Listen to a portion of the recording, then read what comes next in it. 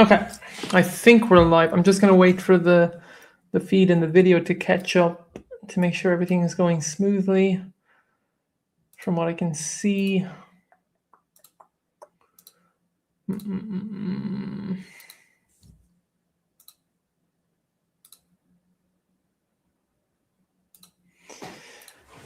Once this catches up, we can get into it. I'm just waiting for the stream itself to catch up on my end.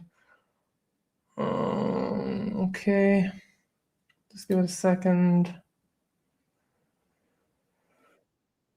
Okay, yeah, okay, looks like we're ready to go. So yeah, this stream is going to be a continuation of the stream from last week and the week before. We're going to continue looking at the Book of Abraham.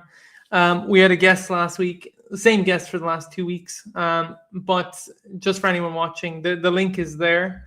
So anybody's free to come on if they want to come on and have a discussion.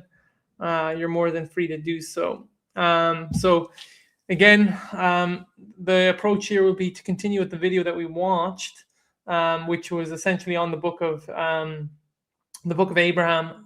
It was an Egyptologist reacting to the book of Abraham and its kind of credibility, at least from an Egyptology standpoint, with the consensus being that it's a fraudulent text. So what I mean by that is, I'll just explain. The only people who argue for the authenticity of the Book of Abraham are LDS. So if that kind of tells you everything you need to know about its authenticity, then if bias or subjectivity is the only thing that can affirm something, then it probably means that the thing that it's affirming isn't authentic. It's the same in principle in terms of the Islamic narrative on the crucifixion. The only people who believe that are Muslims, and the only people who vouch for that, even academically, are Muslims.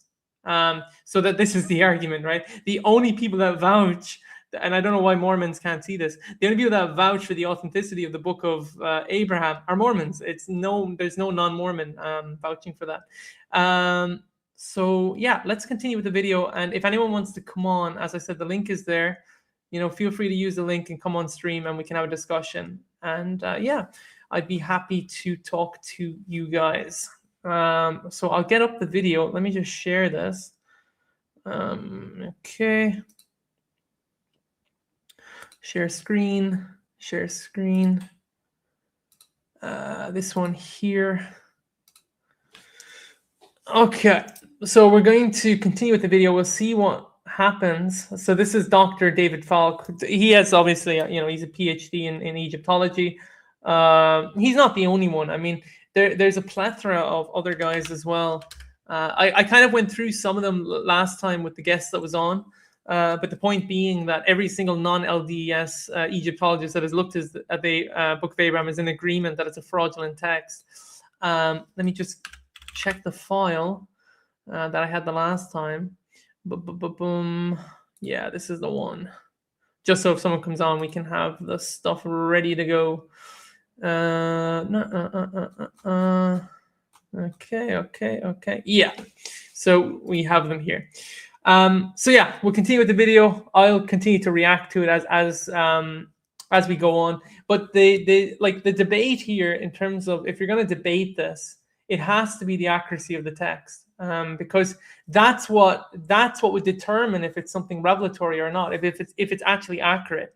Okay, so you would have to demonstrate that from scholarship. And when I say scholarship, I'm talking objective scholarship. I'm not talking about biased scholarship that's going to sit there and find a way to affirm something regardless of what the evidence says.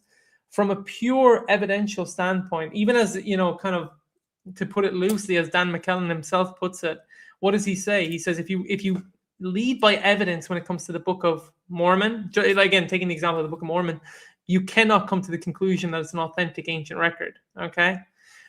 So there's a reason for that, okay?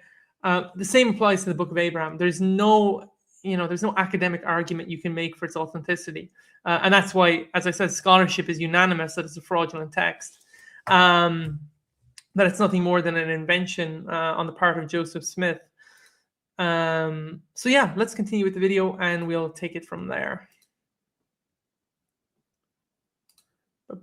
Lion couch scene in facsimile 1 does not refer to Abraham, but we have at least one example of Abraham being associated with the figure lying on a lion couch, This one's very juicy. similar to the one in facsimile 1. There are... You said this Pause is juicy. This is juicy. Let me pull up a PDF here. Uh-oh. He's pulling up a PDF, guys. It's over. Because I've got the original report for this. I actually, before he does this as well, I want to point out, and this is something interesting as well. I don't know if LDS folk know this, but one of your leaders, and it's mentioned in this video, he asked a number of Egyptologists to translate what Joseph had translated. And they all realized when they translated it that he was wrong in his translation. But anyway, we'll continue with the video. That's just kind of a separate side note, but it's mentioned in this video. It's quite a good video, actually. It's not the only one of its kind. There's many that have been done on this. Like the Book of Abraham has actually been touched quite a bit, even within Egyptology, even though it's disregarded, even though it's regarded as, just an invention of Joseph. It's not taken seriously at all. As far as his translation, what he calls a translation, they regard it as nothing more than an invention, not a translation. But that's kind of the argument. So yeah, let's continue with the video. And this comes from the Greek magical papyri. And let me just move it up here. Yeah, if you want to put it on the screen. There you go. Perfect. Yeah. Look at you. I got to shrink it down a little here. So I can make you full screen here. So let me just solo layout. There you go. Okay. Can you read that? You bet we can. All right. Because it's backwards on my screen still. Uh-oh. Okay. So this lion couch bed comes from a papyri Demotica Magentia of number 12, lines 135 to 146. Okay. And it's a Demotic papyrus. Now it gets real interesting when you start actually reading this, because it's translated too. And it reads, you bring a sealed lacuna of copper lacuna, this lion, this mummy, and this Anubis lacuna, while they seek lacuna, black scarab, lacuna pur. And then it starts getting into Gnostic gibberish. Adio Oric Thambito Abraham. Now, this is the only reference to Abraham here, who at Planio Giboioth Muriu, and the whole soul for her. Feminine. NN is just an abbreviation for a female name. Who bore NN, the female body of her, whom NN bore, I conjure the and inflame her, NN, who NN bore. Write these words together with this picture on a new papyrus. Okay, so what we got here is not Abraham lying on a funerary bier, but a woman lying on a funerary bier. This is a woman. This is part of the issue, right? In other words, everything that Joseph claimed to have translated, okay, his translations are not at all accurate or tangential to what these actual papyri are saying within the actual language that they were written, okay? And that's the problem. He doesn't get anything right. He even misgenders certain characters that were found on these papyri. And again, this is part of the issue as to why his translation, and this is why his translation overall is regarded as fraudulent, okay? For at least from an Egyptology standpoint, when they go back and they check the stuff that he claimed to have translated, they're all in agreement that his translation is totally bogus. You see, the miracle would have been, okay, the miracle would have been if Joseph had translated it correctly, because, and I argue this each and every time I speak to LDS folk, the point is that if he had translated it correctly, then you would have an argument to sit there and say, well, that is miraculous, okay, and that obviously indicates something supernatural that happened in this specific situation. But you have to demonstrate that as LDS folk, right? And then you have to address also the fact as to why Egyptology is in complete agreement that all the material that they have, including the facsimiles, right? That Joseph himself referred to as facsimiles and included included alongside, obviously, the translations that he gave for those facsimile, okay, in terms of an actual breakdown of how he translated each and every sign and symbol that was there. Why none of them are in agreement with any of his translation methods, okay, that they're completely in disagreement there. That's problematic, I would say. I think that that's hugely problematic because from a translation standpoint, translation is very straightforward. When I say straightforward, that's not to say languages can be easily translated in the sense of there's not a lot of like syntactic stuff you have to factor in and that you have to be aware of as you're translating a language to ensure, and idiomatic stuff that you have to be aware of as you're translating to make sure it's translated correctly. We understand that there's a methodology there that that's quite what's it called? That can be quite challenging. But the reality of it is that when done correctly, okay, it does produce an accurate translation. It does produce an accurate representation of what the original language is saying, okay, a faithful representation. And that's the thing, okay? That's why I always give the example in German, because German's the other language that I have. When I say, for example, ich habe einen Hund, I have a dog, if I translate that to English as I have a dog, it doesn't matter where in the world you go to in terms of which German speaker you go to, they'll all be in agreement that I translated that accurately, okay? Because that's how translation works, okay? The people who write this, okay, and speak this and say this and hear this, they know exactly what that sentence means. There's a meaning that sentence has, right? If we're talking about semantics, okay? If we're talking about, semiotic stuff, okay?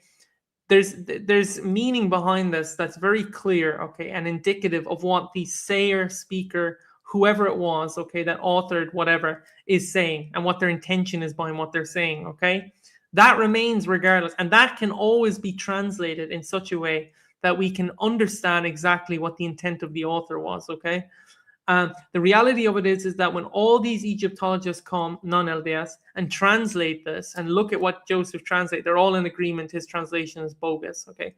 Again, you have to do something with that as an LDS person. You can't start deflecting to alternative arguments as opposed to addressing the key argument head on. And the reality of it is that your alternative arguments, the Egyptologists are aware of them. Okay, they're not sitting there not aware of what you guys try and suggest as a countermeasure to what they're saying. They're fully aware of what you're saying. They're just in agreement that the reality of it is that it's not sufficient. It doesn't meet the sufficiency criteria to be regarded as an accurate translation, and that's why it's disregarded. But again, that's for you guys to defend and argue. Not a man. Uh-oh. And even worse, this is a magical spell. It's a Gnostic spell that is used. And what you're supposed to do is you're supposed to copy the words on a new piece of papyrus, put on the drawing, and then write these together with a picture on a new papyrus. And that's your spell. This is coming out of Gnosticism, 2nd century Gnosticism. This is not a text that goes back to anything ancient. This is completely within that 100 AD to 200 BC range, and it's fully Gnostic. Yeah. It even has the Gnostic gibberish. And also, like, if this is what we're getting at here, it makes you think the Book of Abraham is, if Joseph Smith had something, it's far more likely to have been a text from the product of that time. It would be like pseudepigrapha, not something that actually goes back to Abraham. Well, that whole beer thing, it's ancient. Okay, that's ancient. Okay, that goes back to the New Kingdom. We don't see lion beds prior to the New Kingdom. Okay. So we're talking no earlier than roughly 1550 BC. It's still too young to be ascribed to the Book of Abraham, because prior to the Second Intermediate Period, funerary biers were these large, massive chests on sledges that people pulled with ox carts, with oxen. Okay, that was the traditional bier in the Middle Kingdom. It's only in the New Kingdom where we get the Leonine biers. So even if this is what Joseph Smith copied, it can't date to Abraham. It's just not possible. And it's, as I said, it's even worse because this particular spell, even though it mentions Abraham's name, isn't referring to Abraham. It's referring to some woman. Yeah. It mentions Now, Abraham. It mentions Abraham, but it also mentions Gnostic gibberish too. Now, the way Gnostic gibberish tends to work is these sort of nonsense words perceived to be either the names of gods or of secret knowledge incantations. Okay, and there's lots of examples of these, tons of examples of these. This is nothing unique. There's hundreds of these papyri. Yeah, that's important right there. So let's get back into this video here. Let's continue on. There are more examples of this happening. So do we have like other examples of Jews doing that kind of thing in Egypt around this time period, around 200 BC? I think so. Some of them are, it's a little bit hard to tell who is doing it. Is it an Egyptian or a Jew? So I'll give you an example. There's a scene that is typically thought of as, in fact, it's very similar to Facsimile 3, where Osiris is on a throne. In these scenes, typically that's how we'd interpret it. Osiris is on a throne and someone is being brought to be in Osiris's presence. But we find a number of these where what is labeled, instead of it being Osiris on the throne, it's labeled as being Abraham, Isaac, and Jacob. And someone is being brought into Abraham's presence, right? Which is very similar to what's on Facsimile 3. Yeah. The person on the throne is interpreted as Abraham, right? So is that an Egyptian that's who's not adopted Abraham. from Jewish perspectives? Or is that a Jew who's adopted an Egyptian drawing? I don't know. And it may be some of both. I mean, there are plenty of examples of these. So there are all sorts of things we have to kind of think through as we approach it. So as Dr. Falk said, that's not Abraham. That was a misunderstanding. Yeah. This is why you got to consult subject matter experts here on this, ladies and gentlemen. And again, this is, as that clip just played, we're just shooting ourselves in the foot. If this fits with a culture, if they're trying to say the book of Abraham fits with a culture of around 200 BC, that's not going to get you back to Abraham. No, It's pseudepigrapha at that point. Even if there was a text that Joseph Smith actually had, which we don't have. So look! It's the Book of Abraham in 200 BC. Yeah, I mean, like, this is the best they can do. This is a huge problem, ladies and gentlemen. It just Well, this is why they have to go use that Demotic Magic Papyrus. It's all they've got. And Guy and Mulsteed were big promoters that magic papyrus was proof of an early attestation of the Book of Abraham. And they made big noise about this until you actually read the papyrus itself. Yeah. And you discover it's nothing like, I mean, the only sort of overlap is that Leonine beer and the name Abraham. That's it. That's all they got here. Yeah. But they never properly account for the counterfactuals. And even Janet Johnson, doesn't make the claim that this is an older text. She doesn't make that claim. This is entirely Mormon apologetics grasping onto that and running with it. Now, what's even more interesting about that text, too, is that the name Abraham is... And this is the problem, okay? What David said there is actually quite important, okay? The Mormon kind of defenders of this particular text, what they do is, or what they're trying to do is, they're trying to create a kind of an avenue, right, through a faulty position to kind of authenticate the text, and then they're running with that and they're holding on to that, even though that's rejected within scholarship. That's the problem, okay? The, how would you call it? The conventional objective opinion on this is that it's not what they're claiming it is. And the apologetic standpoint that's being used to kind of reinforce their affirmation of the text is also not the standard understanding that's maintained within scholarship on the text. It's a deviation away from that. It's sort of like you know when people use the analogy grasping at straws, but it's sort of like it kind of reminds you of someone like Graham Hancock, who has essentially pseudo views, let's just say, on kind of this ancient civilization theory that he's adopted, right, and written about. And he's created from certain factual information arguments that when he tries to piece together a ton of stuff, okay, to create his argument, and then he runs with it, even though his interpretation of the data is completely wrong.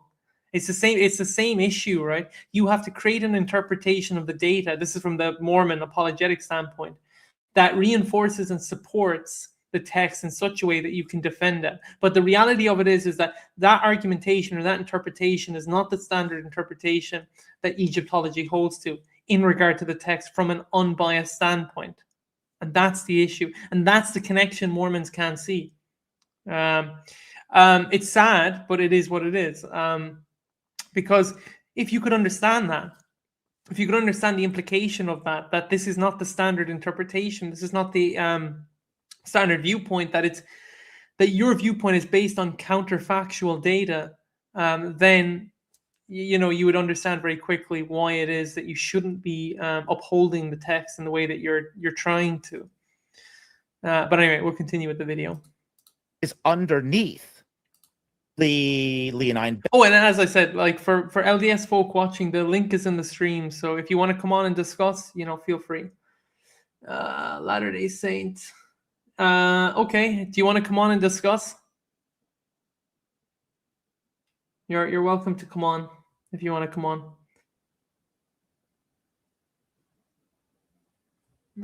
As I said, the link is there, so anyone watching is free to come on. Anyway, I'll continue with the video, but I think his name is Tim, or Timologist. You're welcome to come on. The link is there if you want to join and discuss, but I'll continue with the video in the meantime. Bad. Now in the West, when we caption a picture, we put our captions underneath the picture. Mm-hmm. Egyptians didn't do that. Mm.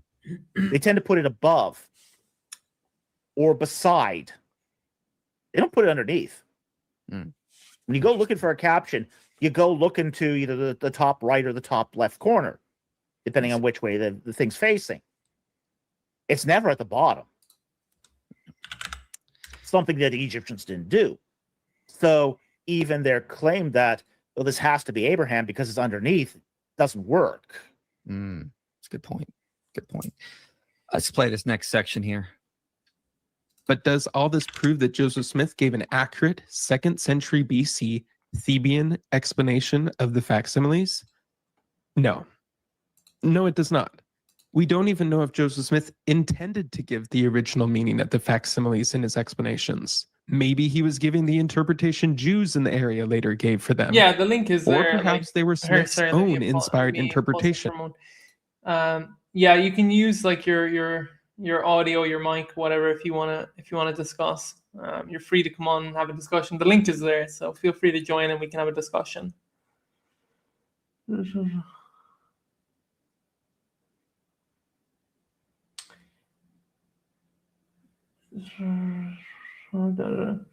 You see, or I'll kind of break again. You're free to, Ludi, if you want, the link is there. I mean, feel free to come on and discuss. Okay. You're talking about, as far as the resurrection of Christ is concerned. Okay. Like, here's the thing. There's a number of secular scholars who are in agreement. Okay. Like Bart Ehrman, for example. James D.G. Dunn is another one. Okay. That some of the disciples of Jesus, okay, did perceive to have seen him risen from the dead. Okay. Now they're not saying on a historical basis the event happened, but what they are saying is that this resurrection narrative is based on what? Okay. It's based on the belief that there was reports that went around that Christ had in fact resurrected. Okay. There's testimonies of that in the 1st century. Like I just gave you an example. Bart Ehrman's an atheist, just so you know. Okay. Again, non-Christian. James D.G. Dunn, same thing, okay? In total agreement that the followers of Jesus did perceive to have seen him risen from the dead, okay? So there is an academic argument for that within scholarship, okay? That we can at least say conservatively that there is certainly a historical truth to that narrative. When it comes to the Book of Abraham, you don't have that argument within scholarship. The argument within scholarship is that it's completely fraudulent. And when you talk about the source text, well, just so you know, as far as the source text is concerned, within the Pearl of Great Price, okay, you have direct material of the Book of Abraham that's there, found in facsimile form, okay, under which Joseph includes his translation methods in relation to those specific facsimiles. So he might break it down, for example, He might break it down, for example, into 8 or 9 parts, and he'll say, this part here means this part here means this, okay? So Joseph tells us directly how he translated what he translated and what he meant by it. The problem is that when Egyptologists look at what he translated, okay, this is Egyptology outside of the Mormon religion, okay? They come to the agreement that his translation is completely bogus, okay? Because they have the same material that he claimed he translated, since he included it in the Pearl of Great Price. And that's your dilemma, because when they translate what he claimed to have translated and looked at his translation methodology, they realized it was completely bogus. Okay, that's the consensus within Egyptology. There's not one Egyptologist who's affirming it. Okay, and if he had translated correctly, they'd look at his translation methods and they'd be in agreement with him. And that's your issue. Okay, this isn't about a Christian argument. This is about an evidence-based argument based on what we have and what we know. And the reality of it is that when the Book of Abraham is placed under that specific lens, it falls short completely, to the point that Egyptologists, when they comment on it, like David A. Falk, for example, you also have Robert Rittner, you also have Klaus Baer, all are in agreement his translation methodology and what he produced was completely and utterly fraudulent. And that's the issue, okay? Anyway, I hope that answers your question. But yeah, as I said, the link is there, guys. Feel free to come on. It would be more fruitful if you came on. We could have an actual, back and forth, as opposed to just me responding to chat messages for the entire thing. So I encourage you to use the link and come on, because it would make for a better discussion.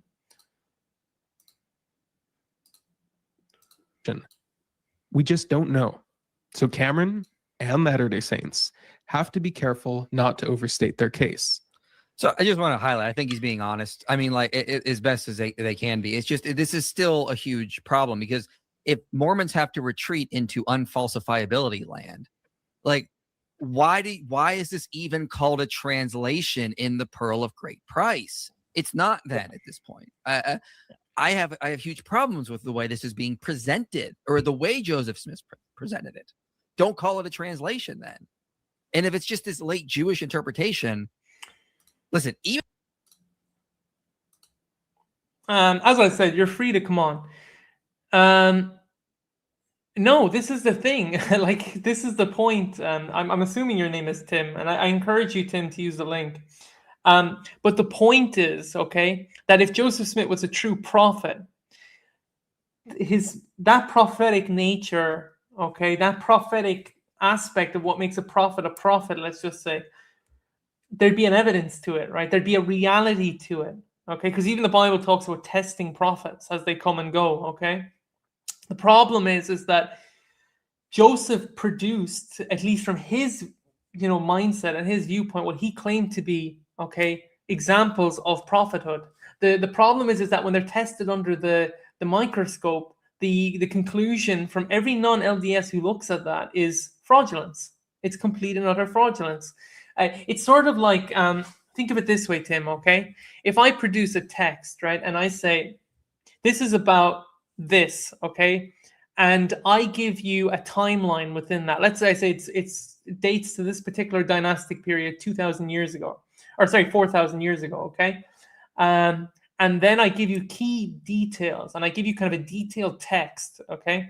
And then you go back and you look at the archaeology and the evidence, and you see, for example, that all my claims that I'm making do not line up with all the stuff that we know today based on the kind of the archaeological evidence, the text evidence that we have, just any form of evidence that we have today, whether it be external or internal, okay? Archaeological, text-based, whatever it may be, okay? And then you can see that my claims don't line up and they don't match up and they're totally inaccurate and they're totally wrong based on everything we know today. That would be a strong indication that what I'm producing is not prophetic in nature, okay? Because it would stand the test. It would withstand the test of testing it and checking if it's actually verifiable or not, okay? So this is kind of the argument. So if Joseph was a true prophet, and this is kind of what I would say to you, Tim, okay? If we looked at his translation, okay, let's say the Book of Abraham, as he claimed that he translated these papyri into, okay, if he had produced an accurate, faithful translation, it would have been miraculous, okay? And scholars today would be sitting there scratching their heads at how he did it, okay? Because at the time, it was a dead language, okay? No one was able to translate. And he comes along, he translates what nobody else can do, okay? So that does demonstrate on some level an argument for the supernatural. But when he has his opportunity to demonstrate prophethood, what does he end up doing? He ends up producing a false, corrupt translation, okay? It's not even a translation. I mean, we'd argue that it's just it's a creative invention on his part because it doesn't meet the criteria of translation. But this would kind of be the argument. But if he had produced an accurate translation, Egyptologists would be sitting here today scratching their heads at it. In fact, they're just sitting there and saying conclusively, no, it's a fraudulent text based on the evidence. He translated nothing correctly, nothing to see here. This is a waste of our time. And that's it. That's kind of how it's viewed within scholarship. It's not viewed as something to be looked at from that standpoint, from a credible standpoint. It's just viewed as a fraudulent invention on the part of Joseph, and then it's disregarded as such. And that's the problem, right? That's the issue, Tim. With the biblical data, it's different because we actually have what is a accurate, if you will, kind of authentic ancient record. You cannot say the same about the Book of Abraham, sadly. If you could and you could demonstrate it from scholarship, that would be great. And when we say scholarship, we're talking non-biased scholarship. Again, why is it that only LDS folk argue these points, these counterfactual points, and no non-LDS agree with them? That's the red flag, man. That's the thing you need to think about. Even if he had a text, like that's a problem still, because it was clearly pseudepigrapha, but we can't even find the pseudepigrapha text that he was supposedly working with. Well, here's what I think is sort of disingenuous about his. In one way, he's being honest. In another way, he's being disingenuous. Okay. He is being honest. In the fact that Joseph Smith didn't make it clear what exactly the Book of Abraham was, in as far as, is it a local Jewish interpretation? Is it direct from the angel? Is it a translation? Okay, yeah, Joseph Smith wasn't clear about that at all. But to just sort of throw it up in the air and say, well, we don't know what Joseph Smith really meant by this. That's a problem too. Mm-hmm. It's like, okay, whose view is this then, if that's the case? I mean, I think Joseph Smith is pretty clear that this is Abraham's words. Okay. Yeah. So if you're not going to trust your own prophet here, yeah, you just read the Book of Abraham, guys. Like it says, this is Abraham writing this, paraphrasing. Get the idea. This is supposedly written by Abraham's own hand, or it's supposed to come from him, not from later Jewish interpretation. This is just a retreat from what the simplest explanation of what we actually see Joseph Smith presenting in the supposed translation. So. It's muddying the waters. Yeah. In 1966, curators at the Metropolitan Museum of Art discovered fragments of papyrus that once belonged to Joseph Smith. Modern Egyptologists could directly study the exact scrolls from which Joseph claimed to have translated the Book of Abraham. And surprise, surprise, every expert determined that these were not Abraham's writings at all. The fragments Cameron's talking about include portions of the facsimiles and some of the surrounding texts. Now, Cameron assumes that the text... Before we get into this part, because this is also another important argument. Again, Tim, I'm going to answer your question here, okay? This isn't a classical Christian interpretation, just so you know, okay? This is what I would call, this is an evidence-based interpretation, okay? What I mean by that is, I understand where you're coming from to some degree, okay? By the role of the Spirit of God to convict you, let's just say, right? And give you some sort of affirmation internally of the thing that you're testing, okay? But the reality of it is, and this is your problem, Tim, okay? Many people around the world in different religions, right, claim that they've received conviction, okay? No, okay, I'll get to that in a second, Tim. But the point is that many people around the world claim to receive, okay, conviction from the Spirit of God that bears witness to them that what they're ascribing to is in fact true. My argument to you then, Tim, would be, why isn't the Muslim correct when they receive what they believe to be an internal conviction from prayer, okay, that testifies to the veracity of the Quran, when you and I both know the Quran is a false text? Same applies to people who appeal to the Watchtower Society as being, kind of driven by a prophetic power that stems from God, okay? That they receive direct revelation from God, okay? They testify to that, and they believe that the Spirit is bearing witness within themselves, convicting them of that truth. So well, actually, interesting enough, the Spirit, the Holy Spirit, is mentioned in the Quran, just so you know, Tim. But anyway, that's a separate issue. The point is, Jehovah's Witnesses will claim that. Okay, every known cult in the world, for every Christian cult that has stemmed from Christianity, will also claim that the Spirit, in some sense, testifies within themselves that this cult organization that they belong to is in fact from God. Okay, and they will receive that affirmation through kind of intense meditation and prayer. But the thing is, you would disregard all of those, Tim, based on what evidence? Why are you disregarding their testimony as in terms of what they believe is true and from God? Versus your own. Yeah, but you see, this is the dilemma, Tim. I'm just going to put this up, okay?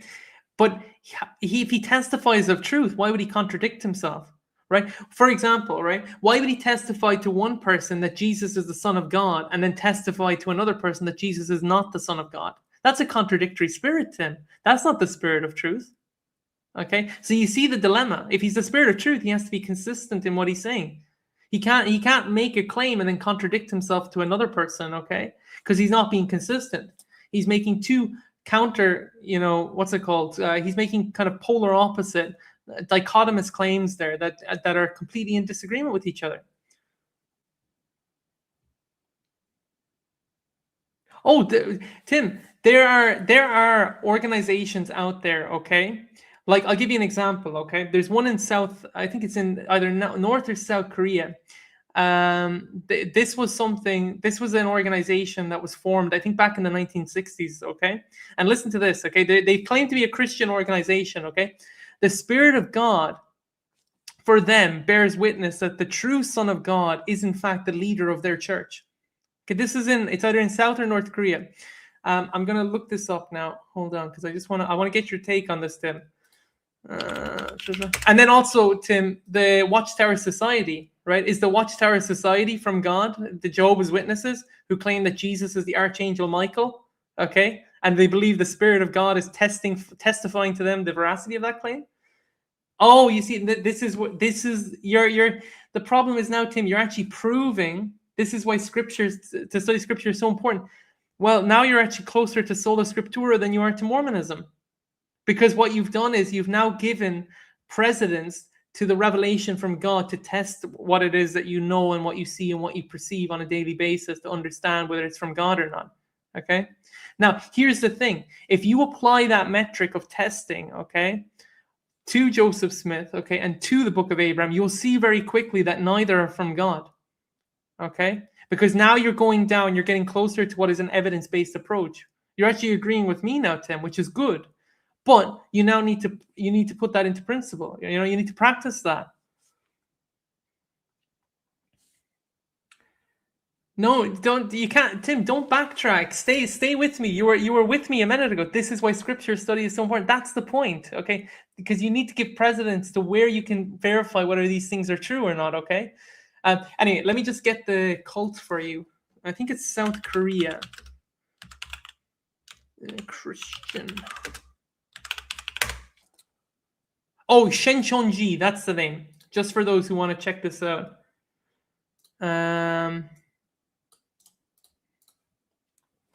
But the point is, right, and I'm not stretching it far here, Tim, you recognize there for a moment that Scripture is important in how you detect and know whether something is from God or not, okay? Because if you didn't have that basis, This is the cult, just so people can be aware. It's called Shincheonji. Why are you not a member of the Shincheonji church, who claim that their leader is the true Son of God and is the reincarnation of, a prophesized Messiah from the Old Testament? Okay, you don't believe that, but their members believe that the Spirit of God has testified to them internally that is in fact the case. Okay, but as you pointed out, you said we go to Scripture to see whether that's true or not, right? No, this is the thing, right? Sadly, and I agree with you here, okay? This is the thing, Tim. Mormons don't understand the importance of Scripture and testing in terms of, as you said, this idea of an evidence-based approach. They don't understand the importance of that, okay, in determining if what they believe is from God or not. Because if they truly did that and applied that to Joseph Smith, they discover very quickly that Joseph Smith is a false prophet. And then if they did the same for the Book of Abraham, they'd realize very quickly that the Book of Abraham is nothing more than a corrupt, erroneous invention on the part of Joseph. So you're getting there, Tim, but that's the thing you need to focus on. Focus on the testing aspect.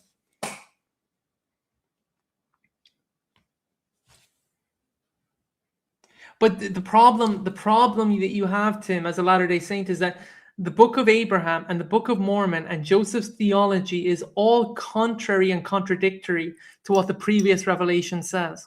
Okay, so if you did what you said earlier about studying Scripture to try and understand it, you'd see very clearly, if you took a proper evidence-based approach, they're not.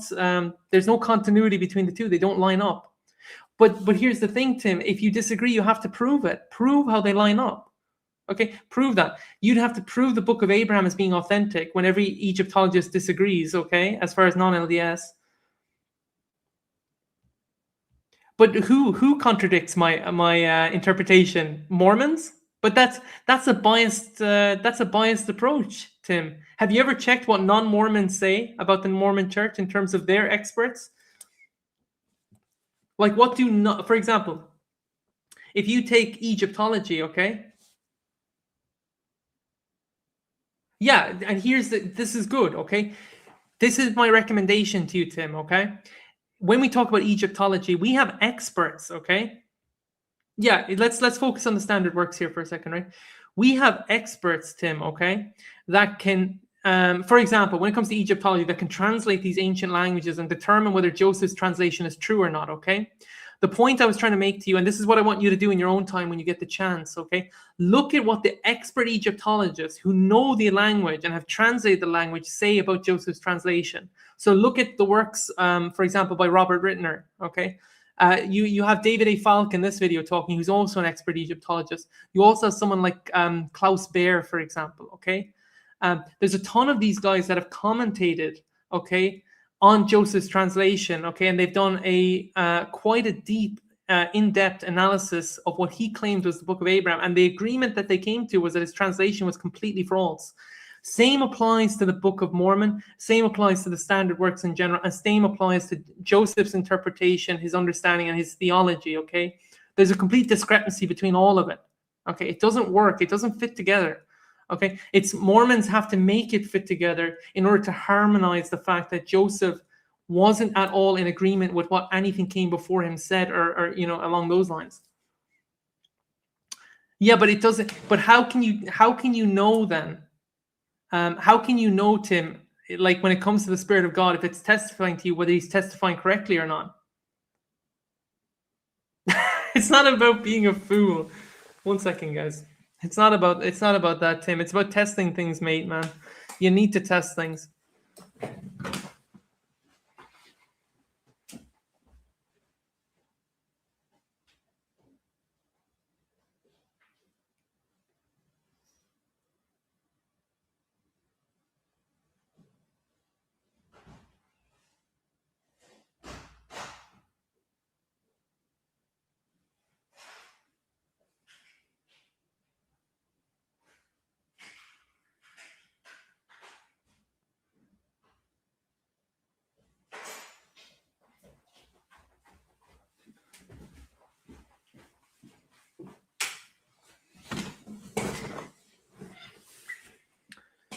Okay, sorry. As I was saying, Tim, But in terms of praying to the Father in the name of Christ and testing things by these means, okay, I asked you about the Shincheonji Church, okay, who believe that the Spirit of God has testified to them. Yeah, but they claim that as well, but you don't believe in Shincheonji, the Shincheonji Church of Jesus, do you? But why don't you believe in them, Tim, if it's just by the Spirit of God and praying in the name of the Father, which, by the way, if we go by your metrics and your criteria, they meet both of those. They meet your criteria, so why are they false? And why is it only the LDS church is true, Tim?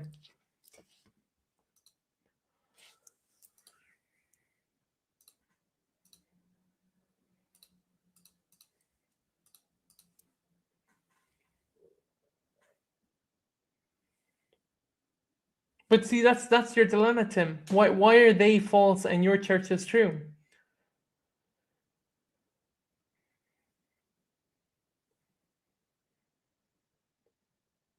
But no, the point is, Tim, who has decided that the books that you claim are the standard works are in fact truly revelation, okay? Putting the Bible aside, okay? Just putting that aside for a moment. We know the Bible is revelation from God and we believe that, okay? But in terms of the Pearl of Great Price, okay? Doctrine and Covenants, okay? The stuff that you guys believe are the standard works, how do you know if they're from God or not? Yeah, but here's your problem. There's two issues here, Tim, okay? There's two major issues. There's two major kind of obstacles that you're running into here. The what's it called? The Watchtower Tract Society, okay, also believe that the scriptures that they receive, the additional scriptures that they receive, that they claim to be standard works within the Watchtower Society are also from God, and the Spirit is testifying that. But you don't believe in their standard works. So why do you reject the standard works of the Watchtower Society, but you believe in the standard works of the what's called the Mormon Church? No, see, this is the thing, Tim. We can test the Bible. The problem is the Bible, it claims to be an ancient, authentic record. The Book of Mormon claims to be an ancient, authentic record. Yet scholarship agrees that the Bible is, but they disagree over the Book of Mormon. Okay, and that's based on evidence, Tim. It's not based on anything other than evidence. And then the other thing is that the standard works don't align with the Bible. So Joseph's interpretation and his understandings, they don't align with the Bible, Tim. So that's your problem. And if you want to prove that, you have to demonstrate that. No, we rely on evidence. Even the Bible says to test it, to test stuff. I'll give you an example, Tim, okay? And I want you to look at this first, okay? Because this is the verse that Mormons seemingly want to run away from, okay? And I don't know why, because I think it's a very important verse.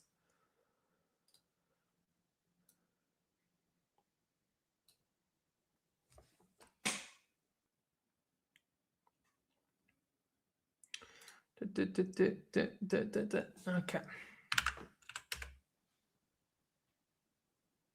So let's share this for a moment. And I want your thoughts on this, Tim. Okay? Beloved, do not believe every spirit, but test the spirits to see whether they are from God, for many false prophets have gone out into the world. Okay? What do you do with that, Tim? Okay, it's asking you to test things. It's not asking you to blindly sit there and believe it just because you believe the Spirit of God has testified to you.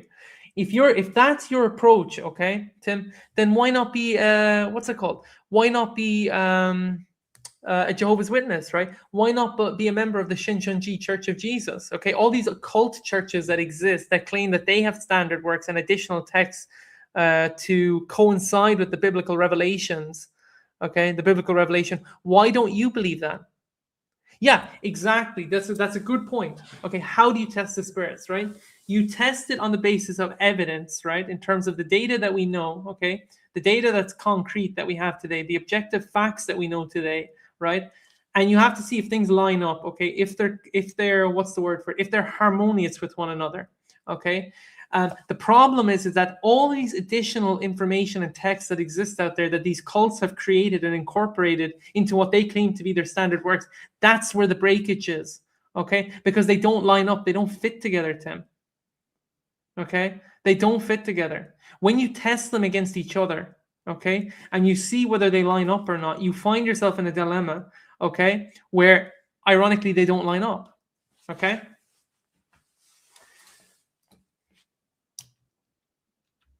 So in terms of the next couple of verses,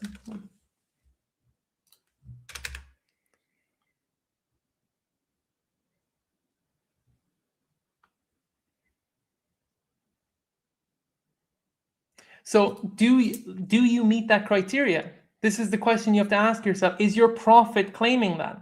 Okay. No, they don't line up, Tim. Because what I'm saying is, okay, the book, what's it called? The Jehovah's Witnesses, when they use the term Son of God, they mean something entirely different by it. Okay? Unless you believe in the Jehovah's Witness understanding of Son of God, okay? So when we confess Jesus as the Son of God, okay, and we have a metrics for understanding what that means, okay, the LDS Church doesn't meet it. Okay? Unless you want to be a Jehovah's Witness and you agree with their interpretation of what Son of God means. Okay, because Son of God for them means the Archangel Michael. So do you believe that Jesus is the Archangel Michael?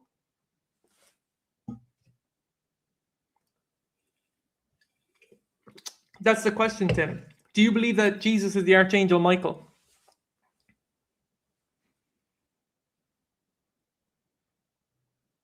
No, Tim. Don't run from the question. Do you believe that Jesus is the Archangel Michael? Because that shoots both of your arguments in the foot. Okay? Do you believe that Jesus is the Archangel Michael? Thank you.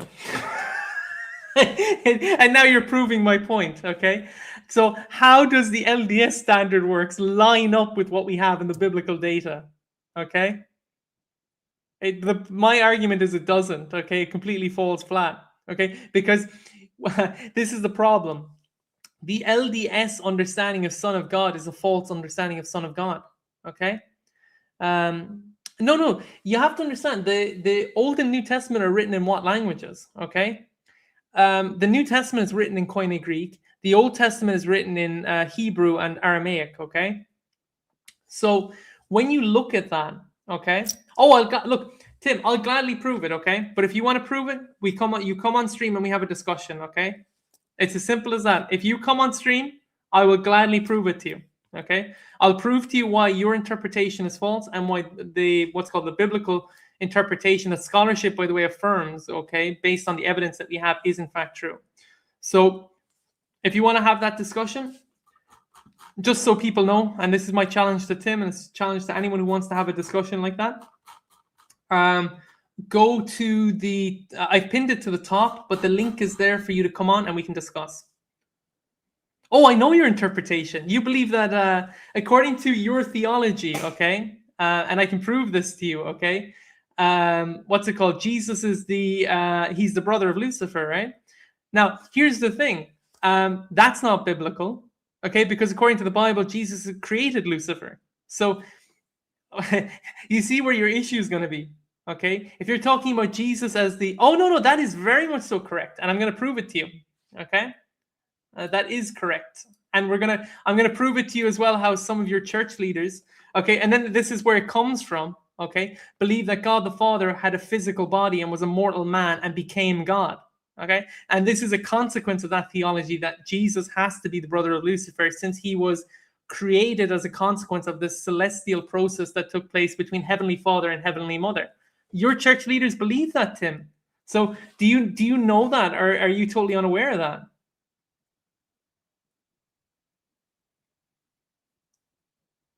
No, this is no, Tim. This is some of your biggest main leaders that believe this. Like Brigham Young believed this, okay? And Brigham Young had even worse beliefs than the ones that I just mentioned, okay? And he's one of your biggest guys, okay? So you are aware. So this is the problem, Tim. This is the problem. Your church leaders affirmed this, okay? Historically speaking, okay? This isn't anything new, okay? I'm not creating stuff here, right? I'm telling you what your so-called apostles claim that they received as direct revelation from God, okay?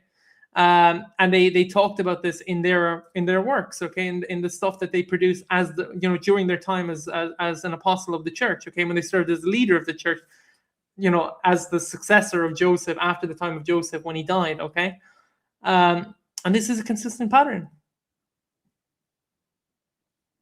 Yeah, but here's the thing. We know that, but this stuff was affirmed, Tim. This is the problem. This stuff was affirmed because your church leaders consistently preached this across the decades and the century. Okay, this is your problem. This is your dilemma. They consistently preach this kind of nonsense that doesn't line up with the Bible. Okay, now you can disagree with your church leaders. That's fine. If you want to say that the LDS leaders are corrupt and they don't know what they're talking about, Tim, that's totally fine. And I would agree with you on that. I'd say that's the right approach. Don't listen to what people like Orson Pratt, Lorenzo Snow, Brigham Young have to say on these issues, okay? Joseph Fielding Smith. You can call them all corrupt and say that they're all making up stuff that isn't true, okay? Honestly, Tim, do that. That would be my recommendation, because if you don't, then you're going to have to stuck defending their theology, okay? You're going to have to stuck defending Brigham Young's Adam God theory, okay? You're going to have to stuck defending this idea that God the Father was once a man who became God, okay? And you're going to have to defend that biblically, as well as try and explain to us where this concept of a heavenly mother, a heavenly father, and then this celestial process of production happens that leads to all these heavenly, what do you call it, celestial beings being created, okay? Are you even aware of what Brigham Young thought, Tim? Come on, man. So you don't believe that Brigham Young believed in this Adam God theory? Please be more honest than that, Tim. Come on, man. You got to be more honest than that. Even your LDS buddies know. Well, look, we'll quote him here. Look, I'll get you the source, and then you can have it right in front of you, and then you can disagree. You can disagree with Brigham Young.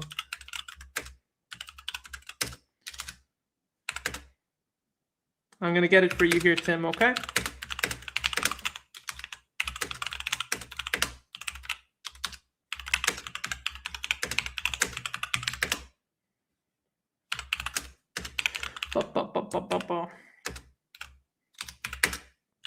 So please, when I put it in the chat for you, I'm going to give you the full citation, okay? I don't want you to run from it.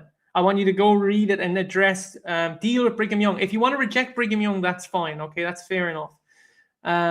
But don't be upset at the fact that he taught this, okay? Okay.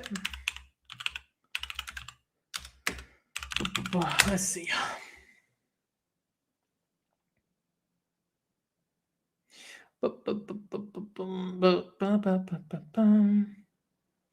Okay. So it's in this one. I'm going to put this one in the chat for you. Okay. Oh my, and it's even worse than you could possibly imagine. Okay.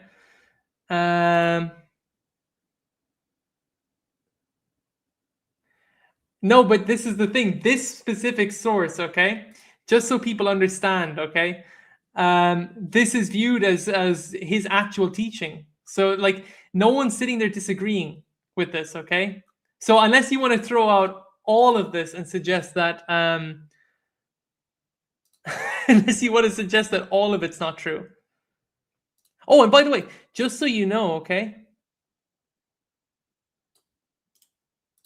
even outside of, watch this, okay? You also have this journal as well. This is an independent journal that was written separately from Brigham that also taught what Brigham taught, okay? So this is by Wilford Woodruff, okay? I'm going to include it here so you can actually read this. This isn't even what's called Journal of Discourses. So I want you to read this, okay, when you get the chance. I want you to have a look into that.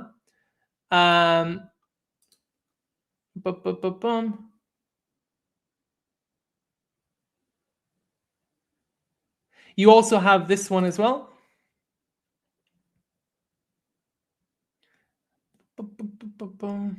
And it's also, by the way, just so people know, the mortality, okay?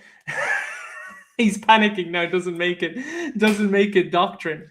No, I'm giving it to you to read. I'm going to give you a couple, okay? I'm going to give you 7 or 8 because they're quite long. So this is your homework, okay, Tim? I want you to look these up and I want you to go through them because they're multiple pages, okay? And we have several of them.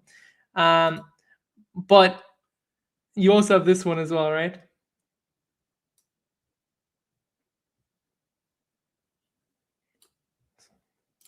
So I want you to look up this one as well, okay, when you get the chance.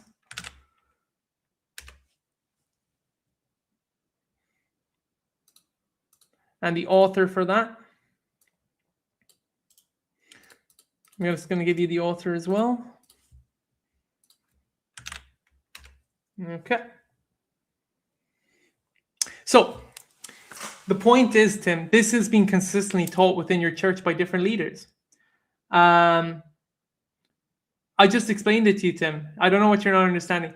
These sources have multiple pages to them, okay? I want you to spend the time going through them, okay? And I want you to address the fact that it's not just Brigham who taught this. This was then taught independently after Brigham, okay, by different church leaders, okay? Now, you can say that's problematic. That's fine, okay? They're in the, I gave you the exact pages. So we have, for example, I gave you the exact witness. I gave you the exact page, so you can go and check them in your own time, okay? I'll give you some more, just as some extra homework you can do. Okay.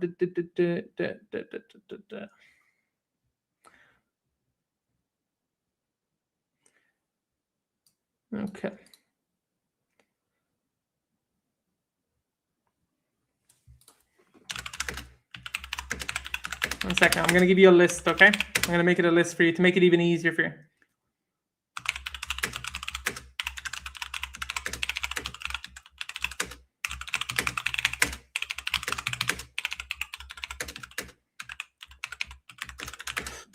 Ooh. And so you're going to have a couple of works to read, okay? I'm going to give you the exact pages so you have everything. Okay.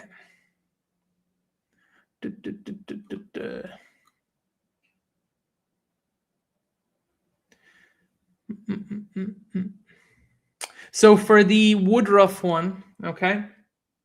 So for the, where is it? This one here. Let me just bring this up. Boom. Because I put this in earlier for you to check. And I want you to check these, okay? Please do check these. Okay, I want you to go through them all independently. So this one, it's page 384. So I'm making it simple for you now, okay? So of that one, it's, okay, 384. All right. For the next one, let's do this one. We also have this one as well. Again, these are the independent sources separate from Brigham. So I can confirm for you that this isn't just his own individual teaching. This was consistently taught even after him. And this is on page 36. Okay. Boom. What else we got for you? Then you have what's called the Samuel Hollister Rogers Journal. Okay, so you have this one. Again, this is your homework, Tim, okay? I want you to look into this. And this is on page 179, okay? PP 179. They're all there. They're all available online. They're all public domain, Tim. The point is that these were consistently taught by your leaders. And then you also have you have another one by Woodruff as well. But check these, okay? Check these. Check what Brigham taught, and then I want you to check the independent sources that I gave you, okay? With the pages, I've given you the specific page. They're all public domain, okay? So you can check them in your own time. Have consistently taught this independently of Brigham. Okay, which is a problem because these particular doctrines, okay, especially when we go to Doctrine and Covenants, and then Joseph writes about God the Father, a body and flesh and bones as tangible as any man's, okay, that's in Doctrine and Covenants, by the way. Then, you know, what do you do with that? Okay, what do you do that when Joseph himself thought that, and then there's a consistent teaching of other leaders after Joseph reinforcing what's in Doctrine and Covenants? Unless Doctrine and Covenants is not standard works for you, Tim, is it?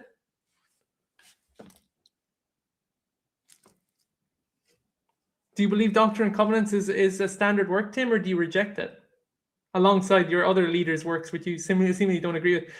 Look.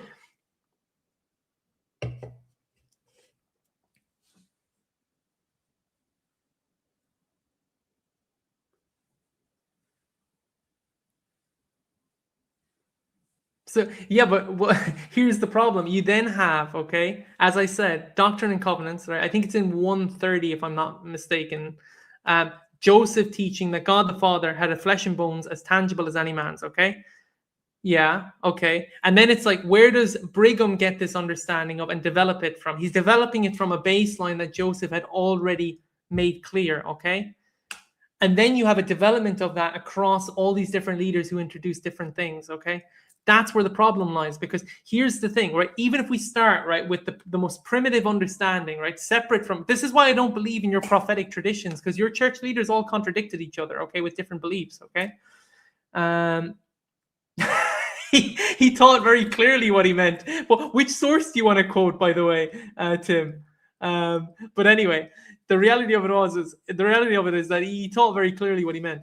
The other issue is that even if we bring it back to the most primitive form and we go with Doctrine and Covenants, Tim, you have a big dilemma. You can't prove God the Father was once a man according to the Bible and according to the most ancient witnesses that we had in the early church. So the Apostolic Fathers, none of them believe that, Tim. You understand? Do you know what the Apostolic Fathers taught about God the Father?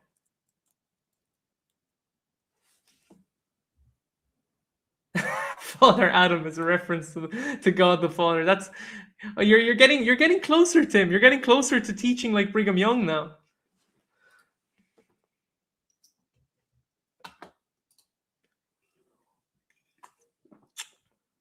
Okay, we go back to the video for now.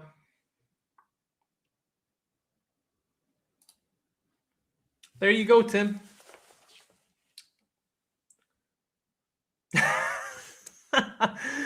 Oh gosh, I love how they don't even want to recognize what their own leaders taught. They're completely ashamed of what their own apostles taught.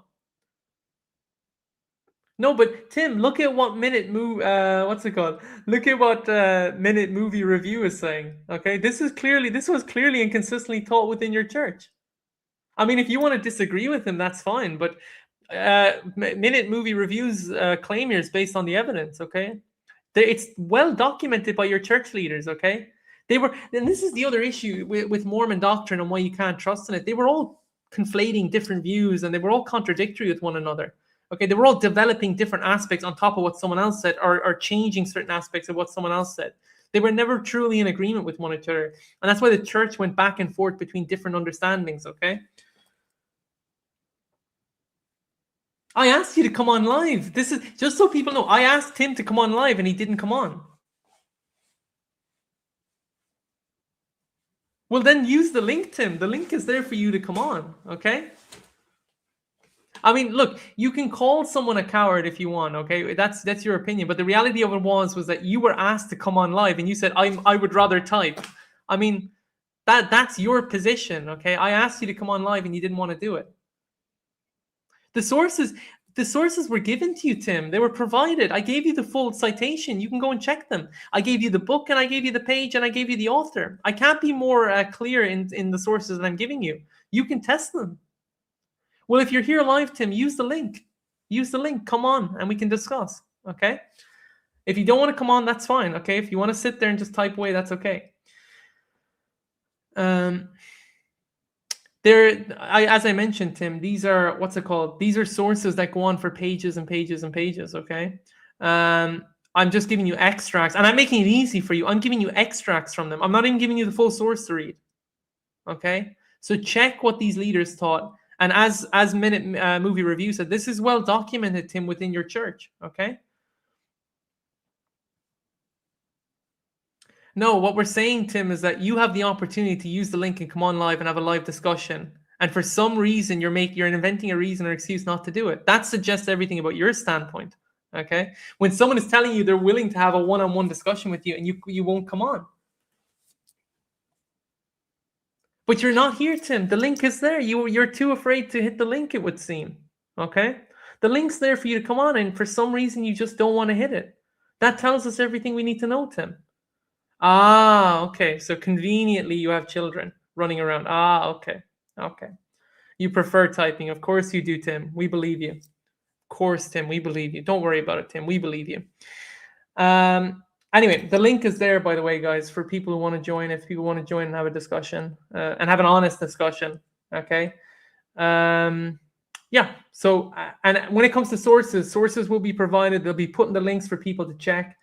And yeah. So there we go. Okay, let's continue on.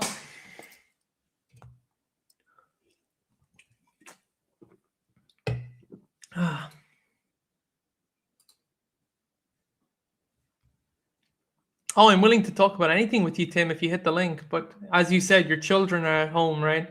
You can't do that. You can't hit the link. Hitting the link is too much for you. Just fine. It's okay. We'll continue with the video. Yeah, so we'll continue to the video. I'll continue commentating. If anyone wants to come on, Tim, at the end of the day, when you talk about people coming to Christ, right? I think you need to pray for Joseph Smith to come to Christ, even though it's too late for him. I mean, you're talking about a guy, right, who had relations with underage children, okay? Molested underage children, okay? Like, this is what he did. I mean, I don't condone his actions, okay? And he condoned that, okay? And this followed after him. He had, 50 wives or something? Okay, he took advantage of kids. You say you've little children running around, okay? To Joseph Smith, they would be viable adults that he could marry, okay? That was Joseph's standpoint, okay? If you're talking about praying for people, okay? Pray for Joseph Smith that he's not in hell, given his viewpoint of how he abused people, okay? And how he took advantage of people, okay? And so much so that he was trialed in court for it, okay? For crystal ball gazing, okay? We actually have the, what would you call that? We have the trial bill from when Joseph went to court. Because of being a con man. Okay, he was a convicted con man. Everyone knows this. Okay, this is something that even LDS folk are aware of.